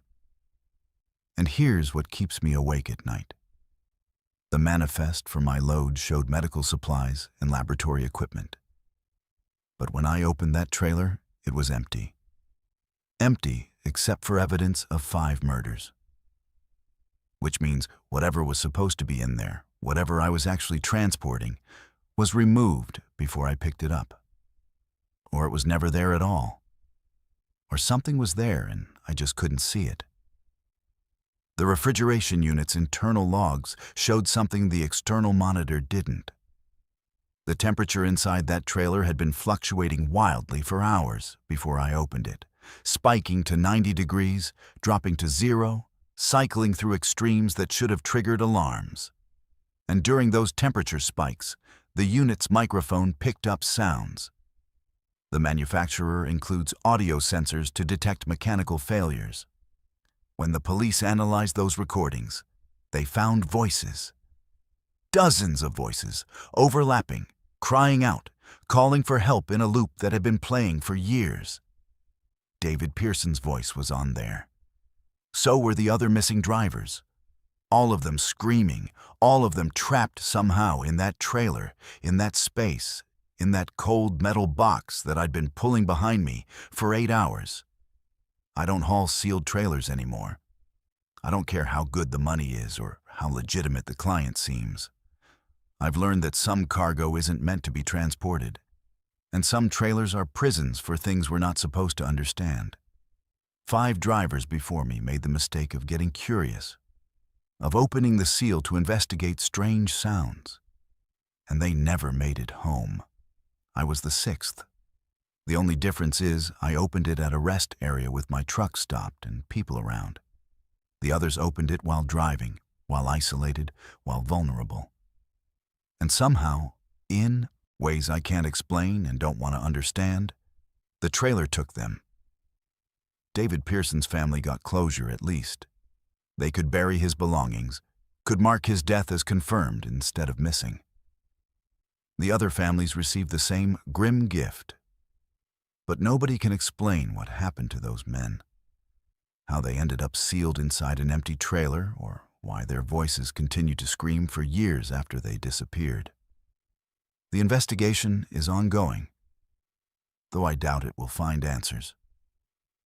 Some horrors don't have explanations. Some roads claim victims for reasons beyond human understanding.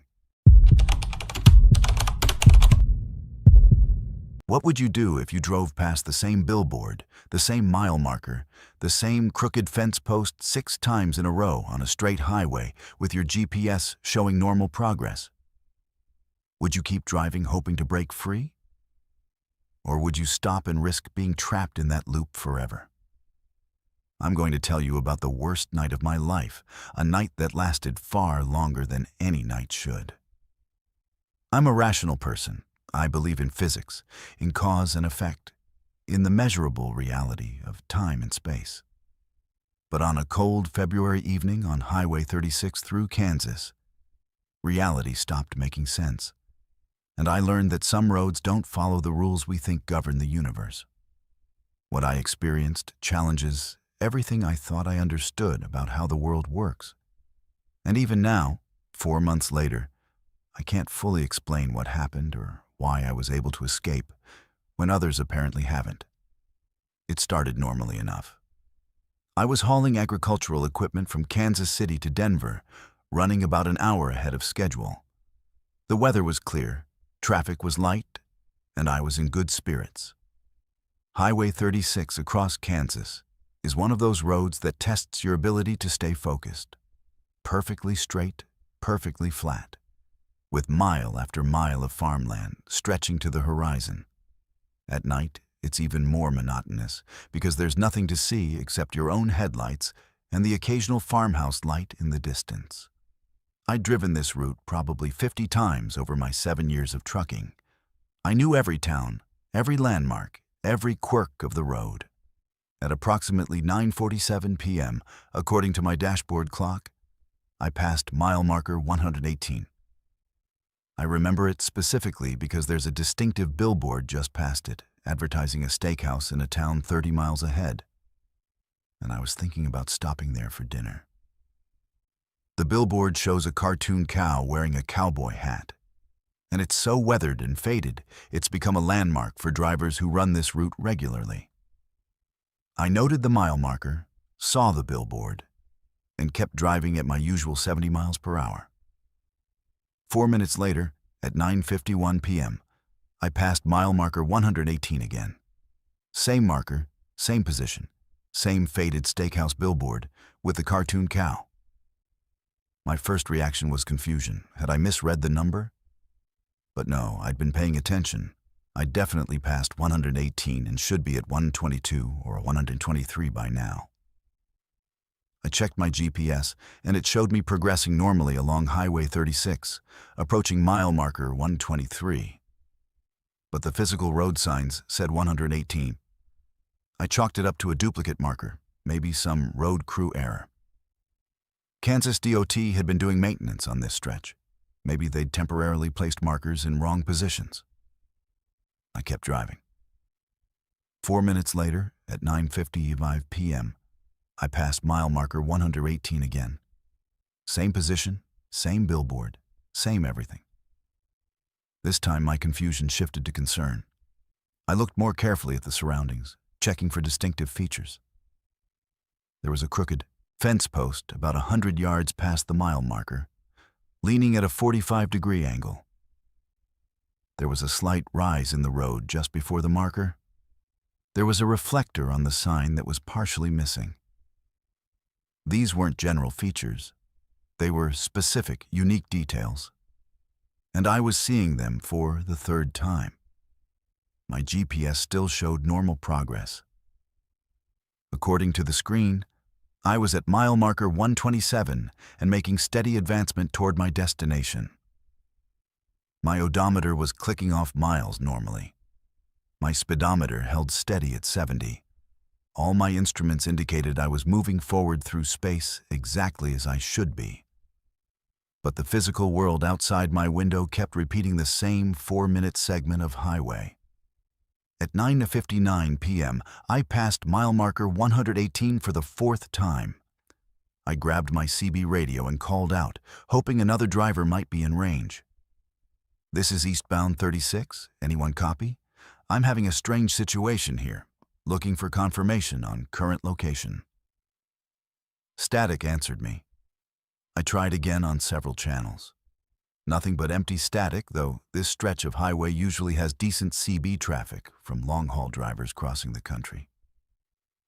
I decided to test something.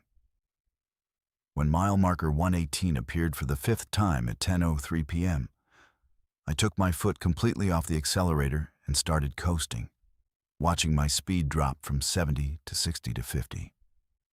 The mile marker approached and passed. I watched my odometer. It showed mileage accumulating normally. I watched the GPS. It showed me progressing along the highway. But I knew with absolute certainty that in 4 minutes I would see that marker again. At 10:07 p.m., doing only 30 miles per hour now, I passed mile marker 118 for the sixth time. The repetition was perfect. Exactly the same. The crooked fence post, the rise in the road, the damaged reflector, the faded billboard. I was trapped in a loop, a 4-minute segment of highway that repeated endlessly no matter how fast or slow I drove. My instrument said I was covering distance, but physical reality said I wasn't going anywhere at all. Panic started setting in. I'd heard stories about stretches of highway where drivers disappeared, roads that seemed to swallow vehicles whole. But I'd always dismissed them as urban legends or accidents misinterpreted as something mysterious. Now I was living one of those stories, and the rational explanations I'd always relied on weren't helping. I tried my cell phone. No signal, which wasn't unusual for rural Kansas. I tried my satellite communicator. It showed my position as steadily progressing along Highway 36, contradicting what I was experiencing. At 10:11 p.m., 7th repetition. I noticed something new this time. The dashboard clock was still advancing. I could watch the minutes tick by. But when I looked at my phone, the time was frozen at 9:47, the exact moment I'd entered this loop. My truck's clock said I'd been driving for 24 minutes since first passing mile, marker 1:18. My phone said no time had passed at all. I was moving through time but not through space, or moving through space according to my instruments, but trapped in a temporal loop according to the physical world. The contradiction made my head hurt. I grabbed my CB again, and this time I heard something besides static. Voices, faint and distorted like signals from very far away. I turned up the volume and listened carefully. The voices were calling out, asking for help, describing the same situation I was in. "Stuck on 36. Keep passing the same marker. Been driving for hours. Can't get past mile 118. Anyone hear me? I'm trapped in some kind of loop." The voices overlapped. Dozens of them, all saying variations of the same thing. All trapped on this same stretch of highway, all experiencing the same impossible repetition. At 10:15 p.m., 8th repetition. My fuel gauge became my biggest concern. I'd entered the loop with 3/4 of a tank, and it was dropping normally, according to the gauge. If fuel consumption was real but distance traveled wasn't, I would eventually run out of gas while still trapped in this 4-minute segment. And based on the voices I'd heard on the CB, Running out of fuel while trapped in the loop might be the point where the loop became permanent. Maybe the trucks I occasionally saw abandoned on the shoulder of Highway 36. The ones that looked like they'd been sitting for years. Maybe those drivers had been trapped in loops of their own, repeating the same moments over and over until their fuel ran out, and they became permanent fixtures in their own private eternities. At 10:19 p.m., 9th repetition. I tried something desperate. Instead of driving past the mile marker, I stopped directly beside it. Maybe the loop triggered when you passed a certain point. Maybe staying still would break it. I pulled onto the shoulder and put the truck in park, leaving the engine running. The world outside looked normal. Dark highway, empty fields, distant farmhouse lights. But the air felt wrong. Heavy and thick, like driving through humidity, even though it was a cold February night. I sat there for 10 minutes by my truck's clock, though my phone's frozen display still read 9:47.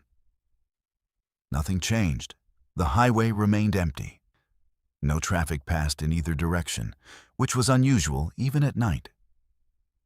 Then, at exactly 10:29 p.m., I felt a lurch, like the truck had been pushed or pulled. The mile marker I'd been sitting next to was suddenly ahead of me again, approaching in my headlights as if I'd been driving toward it all along. The loop had reset with me inside it, repositioning me to the starting point. 10th repetition at 10:33 p.m. I made a decision based on the only pattern I could identify.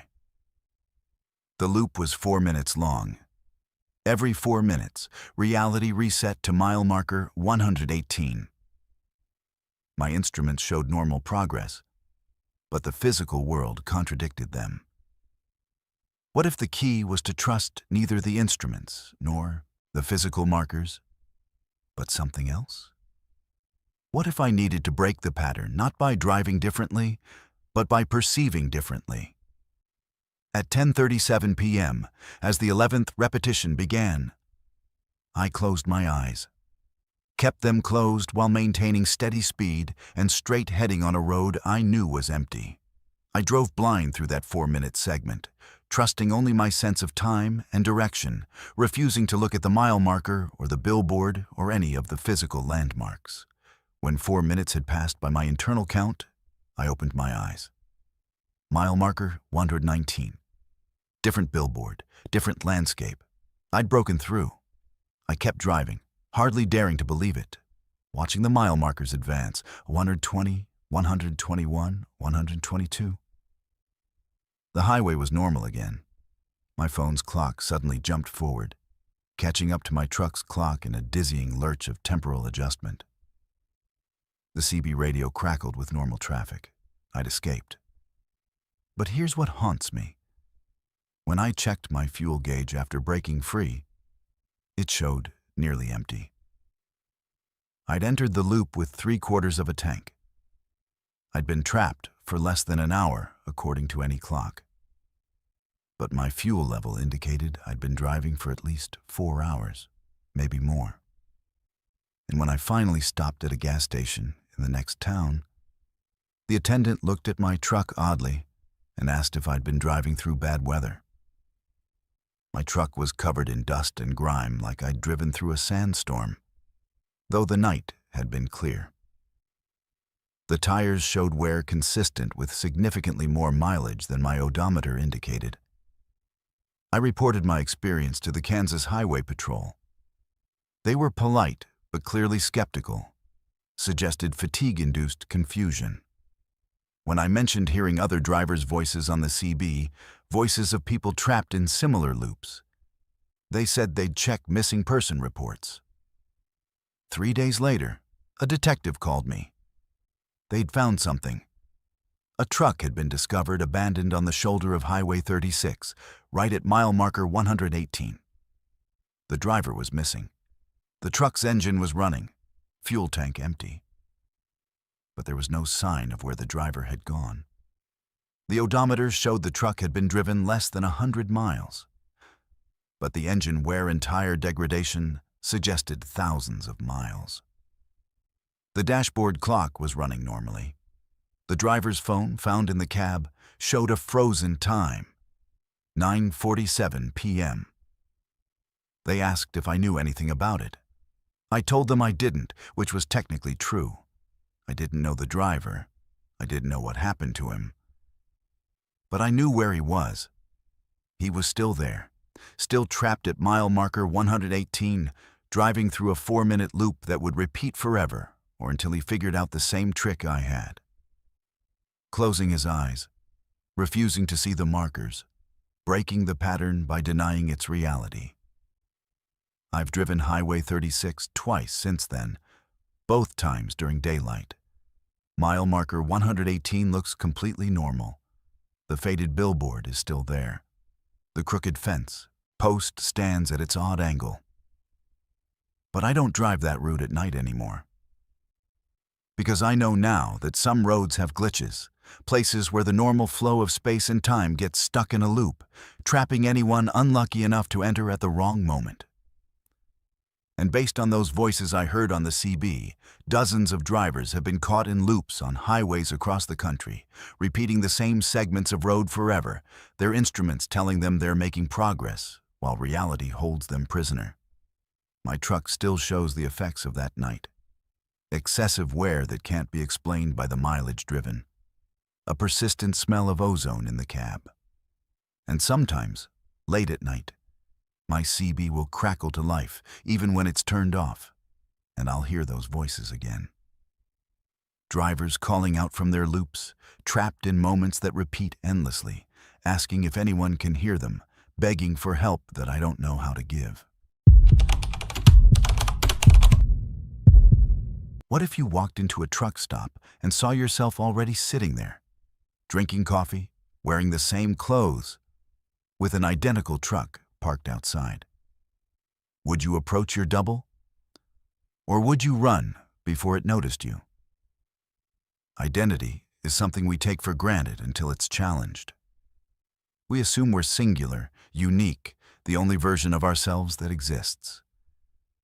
But what happens when that fundamental assumption proves false? What happens when you come face to face with yourself and realize that maybe, just maybe, you're not as unique as you thought? This happened to me at a Flying J truck stop in Tennessee 3 months ago. And I still don't know which version of me walked out of that place. I still don't know if I'm the original or the copy. My name is Marcus Webb. I'm 42 years old, been driving trucks for 14 years, run mostly southern routes between Texas and the Carolinas. I have a scar on my left hand from a childhood accident with a lawnmower, a tattoo of my daughter's name on my right forearm, and a habit of tapping my wedding ring against the steering wheel when I'm thinking.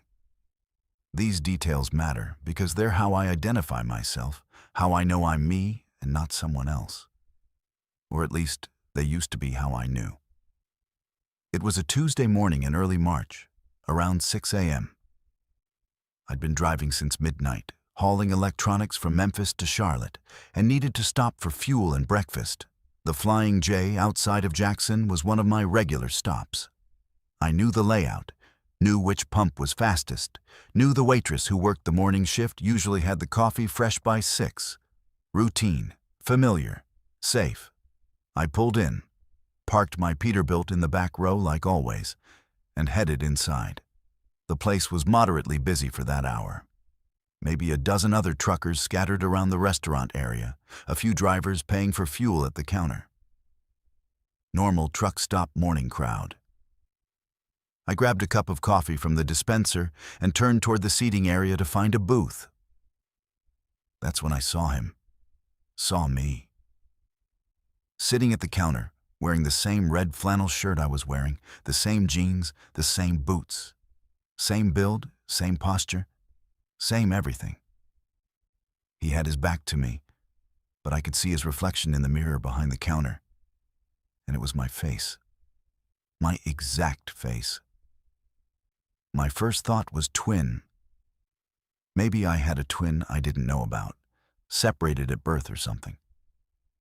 But as I stood there staring, Frozen with my coffee cup halfway to my mouth, I saw details that made that explanation impossible. The man at the counter raised his left hand to signal the waitress, and I saw the scar. The exact same lawnmower scar on the left hand.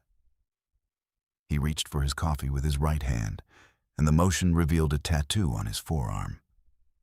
My daughter's name. Emma. In the same script, same position, same everything. I must have made a sound because he turned around. Our eyes met across the truck stop restaurant, and I watched recognition and shock flash across his face, my face. We stared at each other for what felt like an hour but was probably only 5 seconds. Then he stood up slowly, and I could see he was matching my height exactly, moving the way I move, with the same slight limp in my right leg from an old accident. He was me. Not similar. Not a look-alike. Me. The other truckers in the restaurant started noticing. Conversation stopped. A driver at a nearby booth stood up and backed away, his expression shifting from confusion to fear. The waitress I knew, Sarah, looked between the two of us with her mouth open, the coffee pot in her hand tilting dangerously like she'd forgotten she was holding it. The whole place went silent, except for the country music playing from the speakers and the distant sound of diesel engines outside. "Who the hell are you?" My voice and his voice asked the question simultaneously, the exact same words, in the exact same tone. We both took a step forward. We both stopped at the same moment. It was like looking in a mirror, except the reflection was three-dimensional and moving independently, sort of. Because we weren't moving independently, we were moving in sync, thinking the same thoughts, reacting the same ways. I tried to think of something only I would know, some way to prove I was the real Marcus Webb and he was, what? A clone? A doppelgänger? Some kind of supernatural duplicate? "What's my daughter's birthday?" I demanded. He answered before I finished the question. "July 14th, 2014. She was born at 3:17 a.m. at Baptist Memorial Hospital. 7 pounds, 4 ounces. Emma Grace Webb." Perfect accuracy. The exact details I would have given. "What's my wife's name?" Another test. Another simultaneous answer. "Jennifer Marie. Maiden name Harrison. Married August 23rd, 2008, at her parents' church in Little Rock. She wore her grandmother's wedding dress." Still perfect. Still identical. I tried something more obscure. "What happened in Spokane in 2019? His face, my face, showed the same flash of guilt and regret I would have shown. "We don't talk about Spokane. Nobody knows about Spokane." The exact response I would have given, complete with the same emphasis on the same words. A trucker I recognized from other stops, guy named Raymond, approached us cautiously. "What the hell is going on here? Which one of you is the real Marcus?" We both turned to him. We both said, "I am."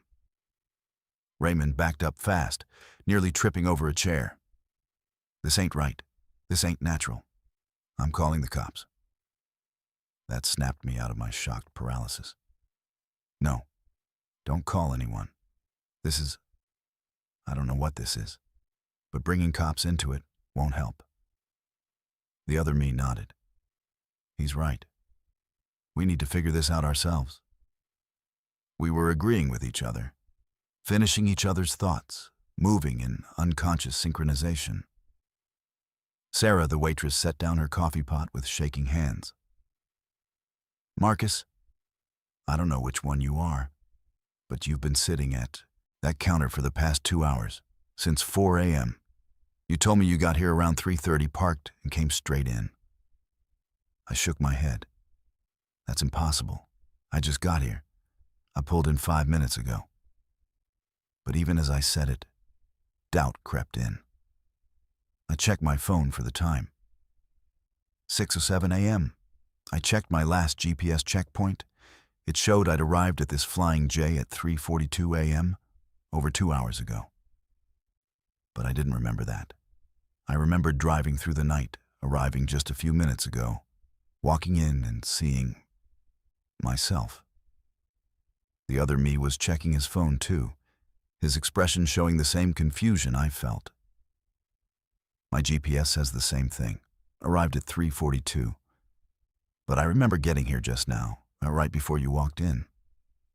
We looked at each other, and I could see my own growing horror reflected in his face. Neither of us remembered the time between 3:42 a.m. and now. Both of us thought we'd just arrived. Both of us had perfect memories of driving through the night, identical routes, identical thoughts, identical experiences. But one of us had been here for 2 hours, sitting at that counter, existing and interacting with people while having no memory of it. "Your truck," I said suddenly. "Which one is yours?" We both pointed toward the parking lot. And then we both walked toward the door, moving in sync like we were connected by invisible strings. Outside in the gray pre-dawn light, we could see the trucks lined up in rows. I pointed to mine, or what I thought was mine. Red Peterbilt 579, custom paint job, license plate ending in 847. He pointed to the exact same truck, same position in the lot, same everything. We walked to it together, our boots hitting the pavement in rhythm. I pulled out my key fob. So did he. We both pressed the unlock button. The truck's lights flashed. Both our fobs had worked. I opened the driver's door and looked inside. Everything was exactly where I'd left it. My logbook, my travel mug with coffee still warm in it, the air freshener hanging from the mirror, my sunglasses in the holder. He was looking over my shoulder, and I heard him make a sound of recognition because it was all his stuff too, or mine, or ours. "Check the trailer," someone said. I turned to see that several truckers had followed us outside, watching this impossible situation unfold. Raymond was among them, his phone out, recording everything. I didn't care anymore about being recorded. I just needed answers. We walked to the back of the truck together, our movements still synchronized, and checked the trailer number against our paperwork. It matched. We were both hauling the same load of electronics to Charlotte. Same client, same delivery time, same everything. The other me spoke first. "This doesn't make sense. We can't both be real. One of us has to be, what, a copy? A hallucination?" I shook my head. I feel real. I have all my memories, all my thoughts. I'm Marcus Webb. I know I'm Marcus Webb. He nodded slowly. "So do I. I'm not a copy. I'm the original. I'm real." We stared at each other, and the question hung between us. If we're both real, both convinced we're the original, how do we determine which one is telling the truth?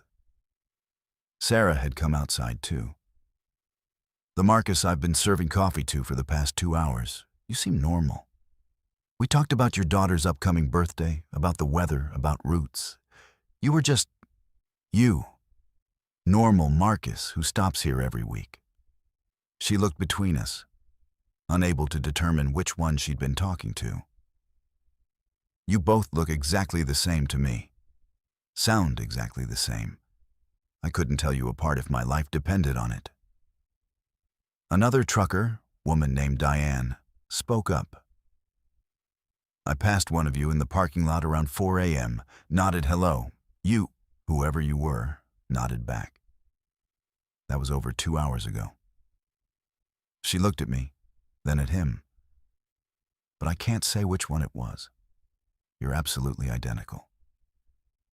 The implications started hitting me like physical blows. If he'd been here since 3:42 a.m., interacting with people, being seen and remembered, then maybe he was the original, and I was the copy who'd just appeared with false memories of driving through the night. But I felt real. My memories felt real. I could remember every mile of the drive, every thought I'd had, every song on the radio.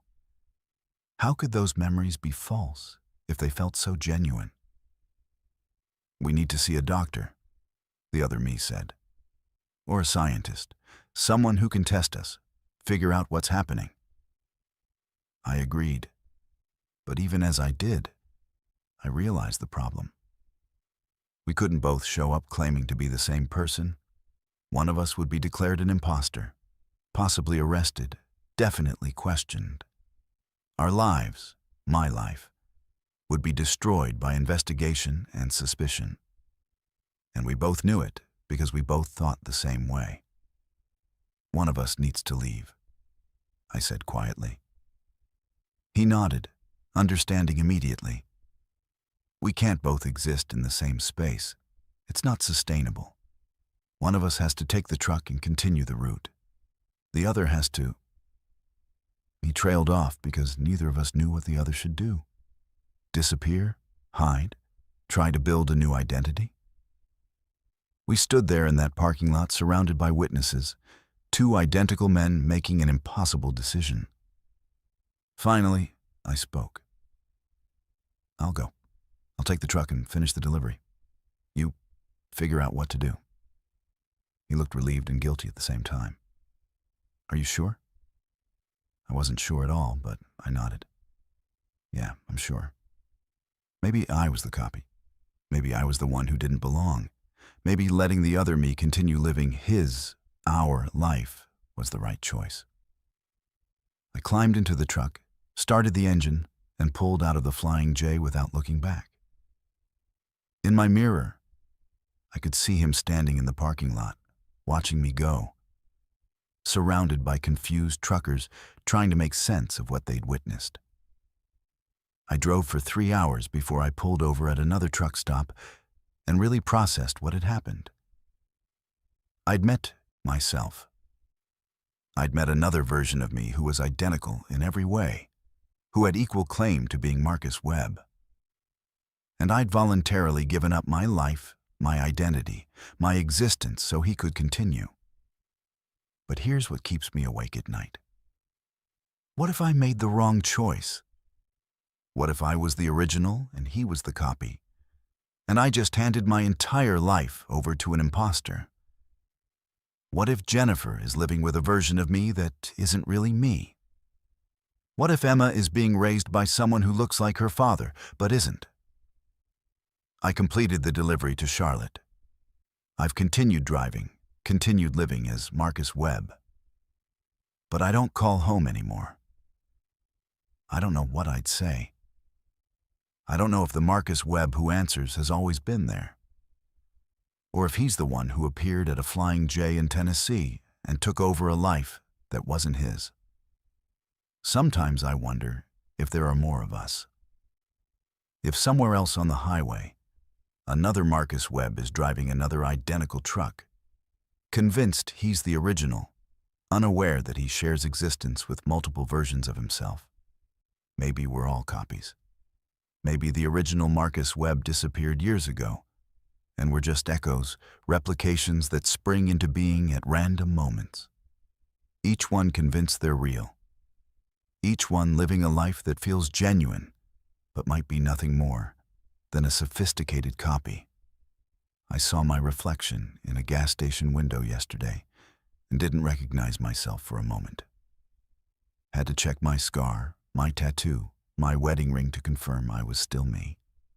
Still Marcus Webb. Still the person I've always been.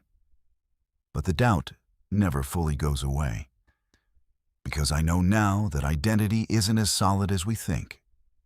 I know that somewhere in Tennessee there's another me living my life, and I can't prove I have any more right to exist than he does.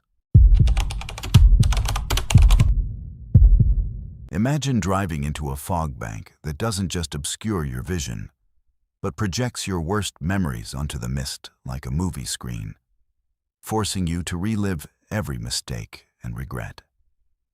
Would you push through knowing each mile brings more painful revelations? Or would you try to back out blind into the darkness behind you? Guilt is a weight we carry invisibly, buried so deep sometimes we forget it's there until something forces us to confront it. For 15 years, I've been running from memories I didn't want to face. Driving long-haul routes that kept me moving, kept me distracted, kept me from having to sit still with my thoughts. But on a foggy night in the Appalachian Mountains, the past caught up with me in a way I never could have imagined. What happened on that mountain road changed me fundamentally, forced me to confront things I'd spent over a decade trying to forget, and taught me that some roads demand payment in confession before they'll let you pass. I'm not going to give you my name because what I'm about to tell you includes admissions I've never made to anyone. Secrets that could destroy what's left of my relationships if the wrong people heard them. What I will tell you is that I'm 51 years old. I've been driving trucks since I was 35. And before that, I had a different life, a different career, a different version of myself that I left behind for reasons that seemed justified at the time, but have haunted me ever since. It was late October, around 10 p.m., and I was hauling furniture from North Carolina through the mountains toward Tennessee. Route 421 through the Appalachians is beautiful during the day, but treacherous at night, especially when weather rolls in. I'd driven it dozens of times and knew the curves, knew where to be careful, knew which stretches required extra attention. But I'd never driven it in fog like what I encountered that night. It appeared suddenly, a wall of white that materialized across the highway with no warning. One moment I had clear visibility, the next I was engulfed in fog so thick my headlights barely penetrated 3 feet ahead. I slowed to a crawl, maybe 15 miles per hour, my hands tight on the wheel, every sense alert for the road ahead. The fog wasn't moving like fog should. It hung motionless, dense, and somehow purposeful, like it was waiting for something. That's when I started seeing images in it. At first I thought it was pareidolia, the human tendency to see patterns and faces in random shapes. The fog would swirl and I'd catch glimpses of what looked like scenes or pictures, vague and indistinct. But as I continued driving deeper into it, the images became clearer, more detailed, more specific, and I started recognizing what I was seeing. The first clear image appeared directly ahead of me, projected onto the fog like it was a screen. A hospital room. I knew that room. I'd spent 3 days in it 16 years ago when my father was dying of cancer. The fog showed me the moment I'd walked out, told him I needed to get coffee, promised I'd be right back. I never went back. I sat in my car in the parking lot for 2 hours, too afraid to face his death, too cowardly to be there when he needed me most. He died alone while I sat 3 floors below, and I've never forgiven myself for it. The image was perfect, detailed, showing things I'd forgotten or tried to forget. The exact pattern on the hospital curtains, the way the afternoon light came through the window. My father's face, thin and gray, watching me leave. The fog held the image for maybe 30 seconds, long enough for me to feel the full weight of that abandonment. Then it dissolved and reformed into something else. A different scene, a parking lot behind a bar. I recognized this one too, though I'd tried for years to bury it. This was from my previous life, before trucking, when I was a police officer in a small town in Ohio. The fog showed me a night I'd found a kid, maybe 19 years old, passed out drunk next to his car with keys in his hand. Policy said I should arrest him, take him in for public intoxication and attempted DUI. But it was late, I was tired, and the kid looked like someone who just made a stupid mistake rather than a genuine threat. So I drove him home, told him to sleep it off, said he was lucky I was the one who found him. The fog showed me what happened next, something I didn't witness but learned about later. The kid, instead of staying home like I'd told him, went back for his car an hour later. Still drunk, still impaired, but conscious enough to drive. He made it 3 miles before he crossed the center line and hit another car head-on. Killed a woman named Patricia Hernandez, 34 years old, mother of 2. If I'd arrested him like I should have, she'd still be alive. But I'd made a judgment call, shown mercy where policy dictated otherwise, and it cost an innocent woman her life. I'd quit the force 6 months after that. Couldn't face the uniform anymore, couldn't make traffic stops without wondering if I was making the right call. Became a trucker because it meant being alone, meant not having to make decisions that affected other people's lives. But the guilt followed me, and now the fog was forcing me to watch it all play out again in perfect detail. More images came, faster now, each one a moment of shame or regret, pulled from my memory and displayed in the fog. A marriage that failed because I was emotionally absent, too wrapped up in my own guilt and self-pity to be a real partner. The moment I learned I had a daughter I'd never met because I'd walked away from a relationship before I knew about the pregnancy. Arguments with my mother where I'd said cruel things I could never take back. Professional failures, personal betrayals, every mistake, every moment of weakness, every time I'd chosen the easy path over the right one. The fog seemed to feed on these memories, growing thicker and more oppressive with each revelation. The temperature dropped until I could see my breath, until frost started forming on the inside of my windshield, despite the heater running full blast. I tried to drive faster, to push through and escape whatever this was, but the images came faster too, matching my speed, overwhelming me with guilt and shame and regret. I saw myself at my mother's funeral, dry-eyed and distant because I'd numbed myself to emotion years before. I saw the face of my ex-wife the last time we spoke, the disappointment and sadness that I'd caused. I saw my daughter's name in a birthday card I'd never sent, the gift I'd bought but never delivered, because I was too afraid of rejection to reach out. Every failure of character, every moment of cowardice, every time I'd chosen my comfort over doing the right thing. The worst image came about 20 minutes into the fog. It showed me a conversation I'd had with Patricia Hernandez's husband at the trial of the drunk kid I'd let go. He'd looked at me in the courthouse hallway after testifying about losing his wife, and he'd asked if there was anything that could have prevented it, any chance his wife could have been saved. I'd lied to his face, told him no, told him it was just a tragic accident, told him nobody could have predicted it. The fog showed me that lie in perfect clarity, showed me his grief and my cowardice, showed me choosing my own protection over his right to know the truth. I don't know if I was crying or if the condensation on my face was from the fog, but my vision was blurred and my chest felt like it was being crushed. The memories weren't just visual anymore. I could feel them, relive the emotions, experience the shame and guilt as fresh as the day they happened. It was unbearable. I wanted to stop, to turn around, to escape this road that was forcing me to confront everything I'd spent 15 years running from. But I couldn't turn around. The fog behind me was just as thick as the fog ahead, and backing up a semi on a mountain road was suicide, even in clear conditions. I had to go forward. I had to keep driving through these memories, keep facing these moments I'd tried to bury. The fog gave me no choice. Another image appeared, and this one broke something in me. It showed my daughter, now 15 years old according to the date the fog somehow conveyed.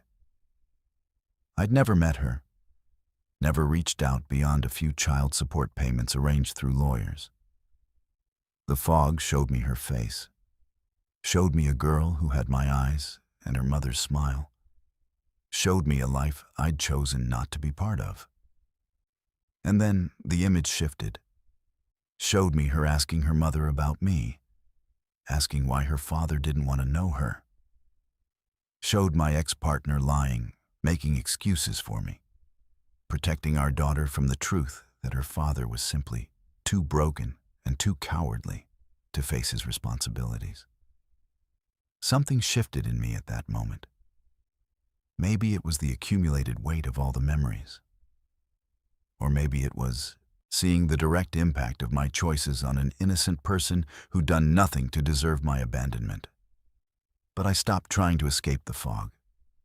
I stopped fighting the memories.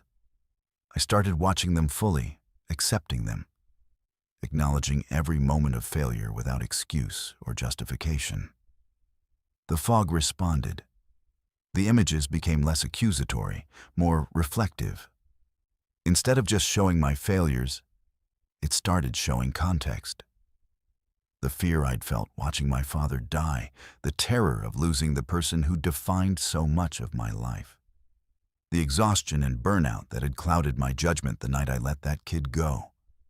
The depression and trauma that had made me emotionally unavailable in my marriage.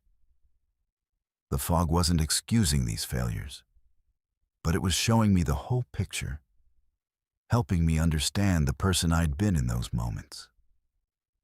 I realized the fog wasn't punishing me. It was offering something different, an opportunity for honest self-examination, a chance to face everything I'd been running from.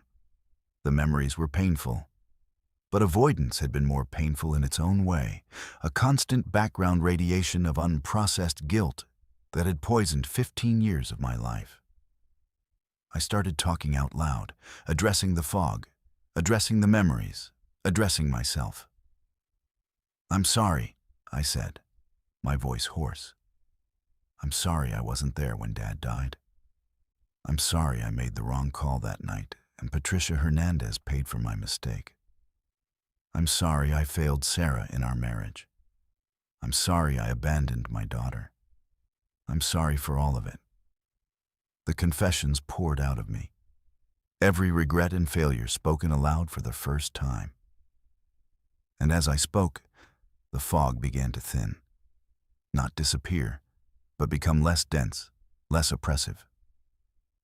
The images continued, but they were gentler now, showing not just my failures, but moments where I'd tried, where I'd done the right thing even when it was hard, small acts of kindness and integrity that I'd forgotten in my focus on my mistakes.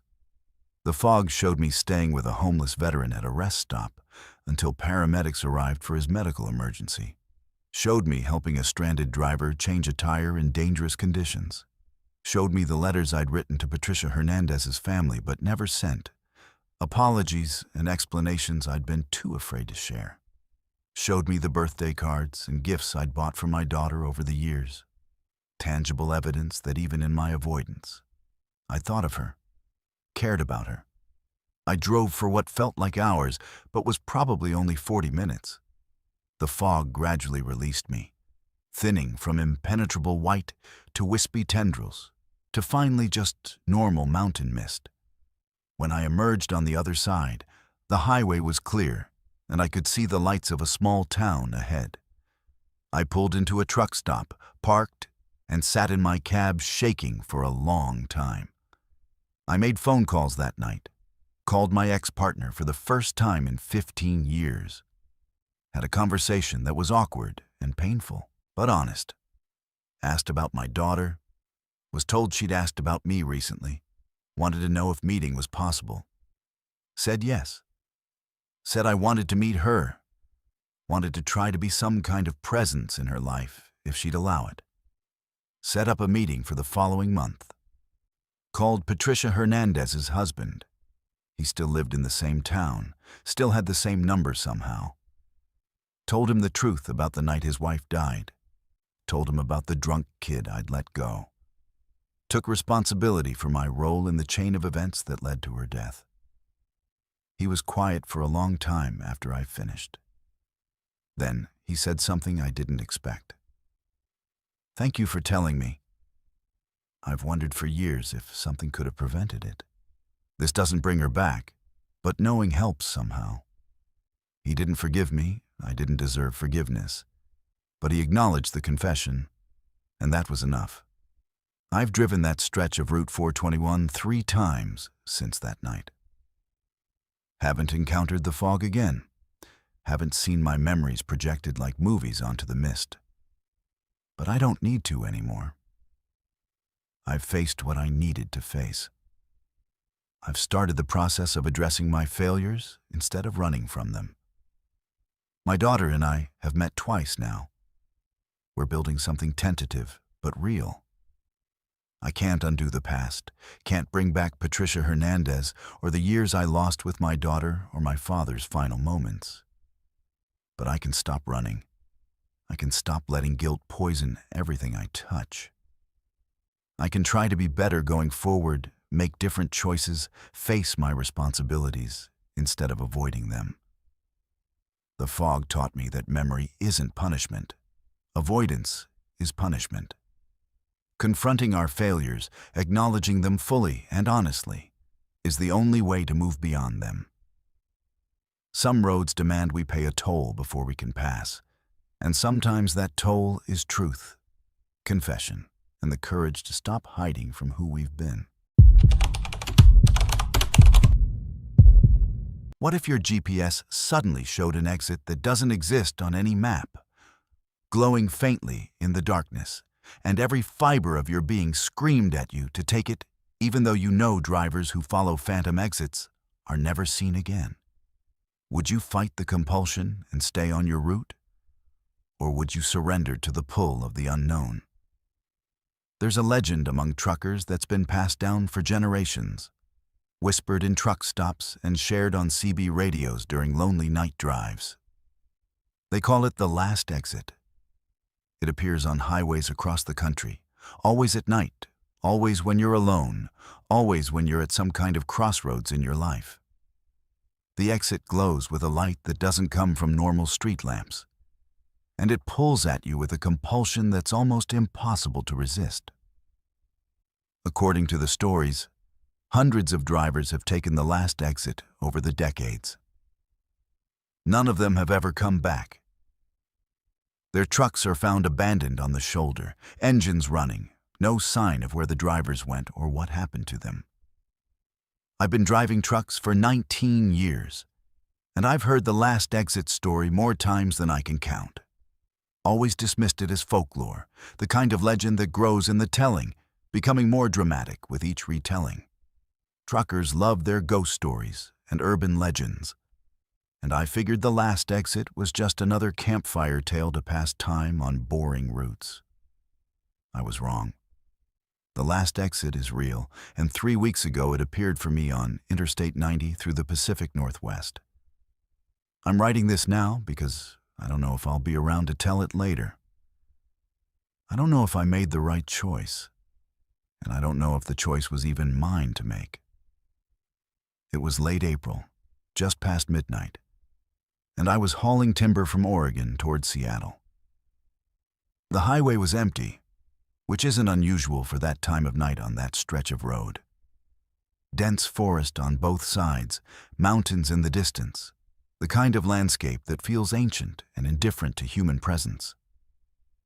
I'd been driving for 6 hours, was maybe 90 miles from my destination, thinking about nothing more significant than what I'd eat when I stopped for the night. That's when my GPS glitched. The screen flickered, went dark for a moment, then came back showing something that shouldn't be there. An exit. Not marked on the highway signs, not listed in any database I'd ever seen, just suddenly appearing on my GPS like it had always been there. Exit 2117B. The notation said, Terminus Point, last services. I blinked at the screen, confused, because there was no exit at this location. I knew this highway. There was nothing here except forest and darkness. But then I saw it ahead in my headlights. An exit ramp, curving away from the highway into the trees. And it was glowing. Not brightly, but with a subtle luminescence that seemed to come from the pavement itself. Like the road was made of something that produced its own light. The exit sign read 2117B Terminus Point in letters that seemed to shimmer and shift as I looked at them. Every rational part of my brain said to ignore it. Stay on the highway, keep driving toward Seattle. But there was something else. A pull I can't adequately describe. It felt like gravity, like the exit was exerting a physical force on my truck, drawing me toward it. More than that, it felt like recognition, like this exit had been waiting specifically for me, like it knew me and was calling me by name, even though it made no sound. I tried to resist.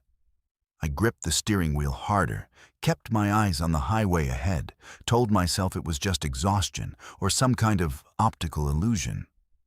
But the pull grew stronger as I approached. My hands started to shake. My heart raced. Every instinct I had was screaming at me to take the exit, to see where it led, to finally know what waited at Terminus Point. The compulsion was overwhelming, drowning out reason and self-preservation in a wave of need so intense. It was almost painful. I thought about the stories, thought about all the drivers who disappeared after taking exits that shouldn't exist, thought about the trucks found abandoned, the investigations that went nowhere, the families left without answers. I thought about my own family, my wife of 12 years, my 2 sons, the life I'd built that wasn't perfect, but was mine. Did I want to risk all of that for an exit that glowed in the dark and pulled at me with impossible force? But beneath those thoughts was something else. Something I've never admitted to anyone. A part of me that was tired. Tired of the same routes, the same truck stops, the same conversations, the same life repeating endlessly. 19 years of driving, of being away from home more than I was there, of watching my kids grow up in snapshots between runs, of maintaining a marriage across phone calls and video chats. The last exit promised something different. Unknown, possibly dangerous, maybe fatal, but different. The exit was 50 yards ahead now. The glow was brighter, pulsing gently like a heartbeat. My turn signal clicked on by itself. I hadn't touched it. But my truck seemed to have made the decision on its own. Or maybe I'd made it subconsciously, my hands acting while my conscious mind was still debating. The wheel turned slightly to the right, angling toward the exit ramp. I was going to take it.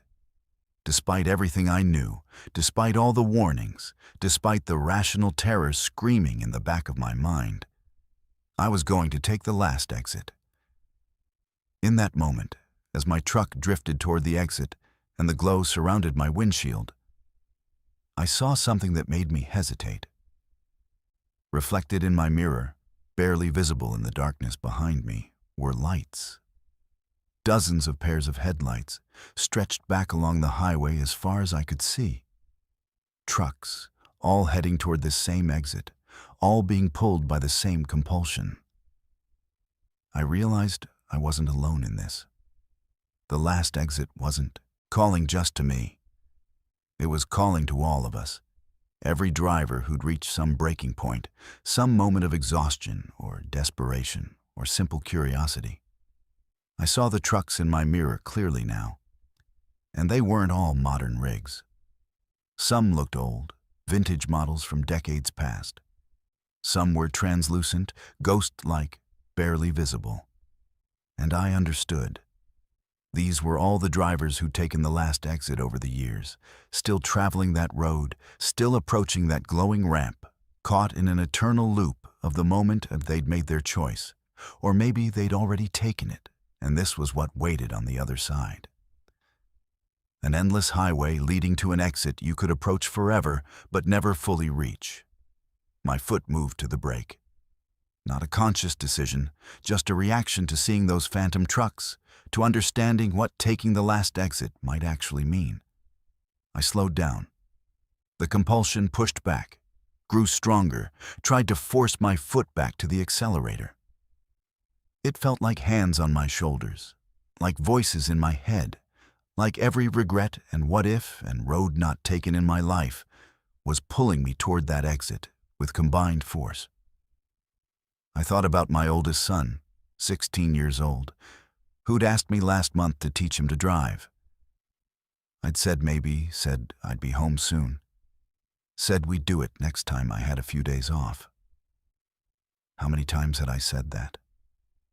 How many moments had I missed because I was out here on the highway, chasing miles and paychecks, convincing myself I was providing for my family when really I was just avoiding the harder work of being present in their lives. I thought about my wife, who'd stopped asking when I'd be home, and started just marking it on the calendar with resignation. The distance between us that had grown slowly, almost imperceptibly, until we were strangers who shared a house and a history, but not much else.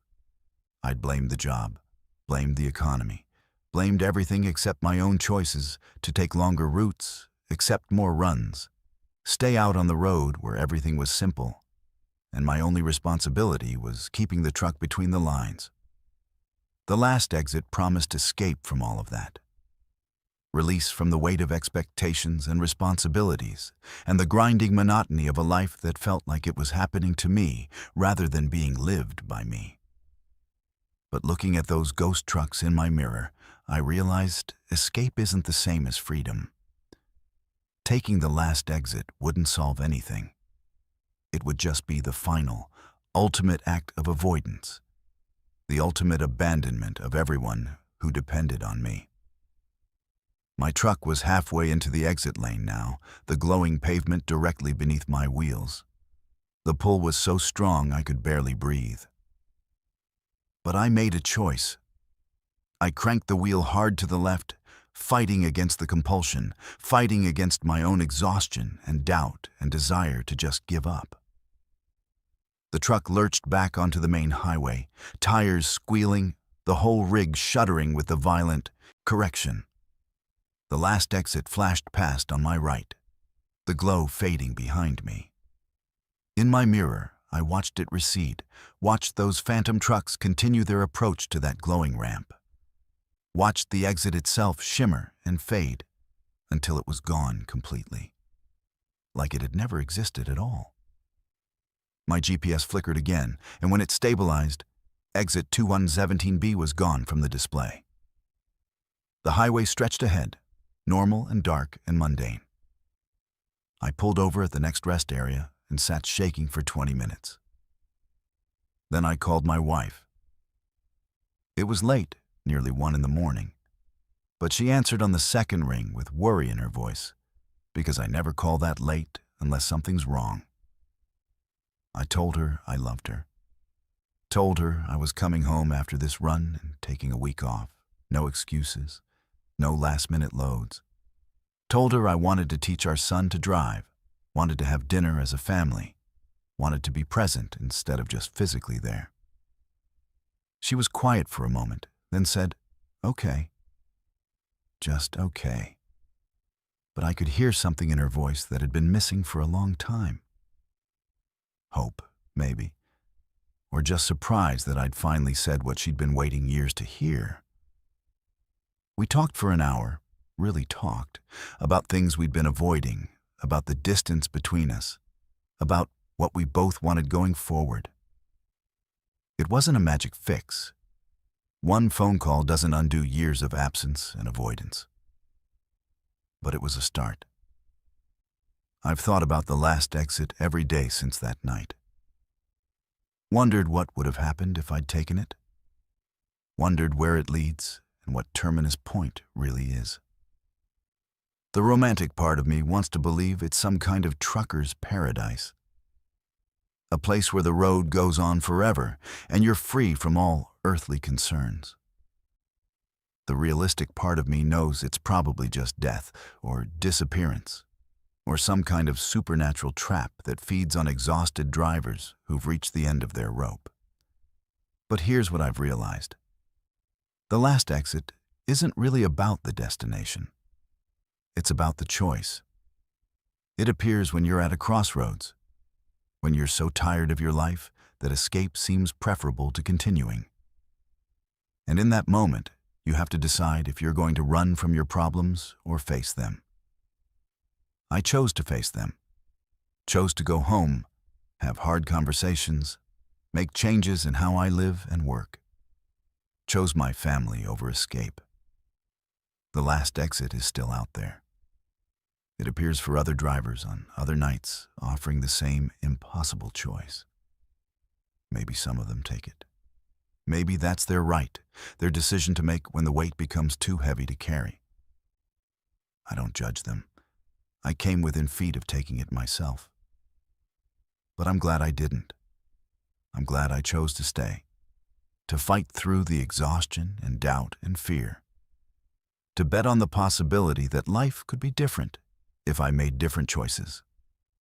I'm home now, writing this at my kitchen table while my family sleeps upstairs. Tomorrow I'm teaching my son to drive. Next week my wife and I are going to counseling, trying to rebuild what we've let deteriorate. It's hard work, harder than taking the last exit would have been. But it's real work, meaningful work, the kind that might actually lead somewhere worth going. To everyone in the Verified Fears family who's out there driving tonight, who's tired and alone and wondering if it's all worth it, I want you to know you're not alone in feeling that way. The road takes a toll on all of us, physically and mentally and emotionally. And sometimes we're offered exits that promise escape from the struggle. But I'm here to tell you that staying on the main highway, as hard as it is, as monotonous as it sometimes feels, is worth it. The people who love you, who are waiting for you to come home, who depend on you, they're worth fighting for. If you've got stories about the last exit or any other encounters on the lonely highways, drop them in the comments. Share your experiences with the family, because that's what we are. A family of people who understand the darkness of the road, who face the strange and impossible and live to tell about it. Hit that like button if this story resonated with you. Subscribe to Verified Fears to stay part of this community. And remember that no matter how dark the road gets, no matter how strong the pull toward that glowing exit might be, you always have the choice to keep driving toward home. Stay safe out there, horror family.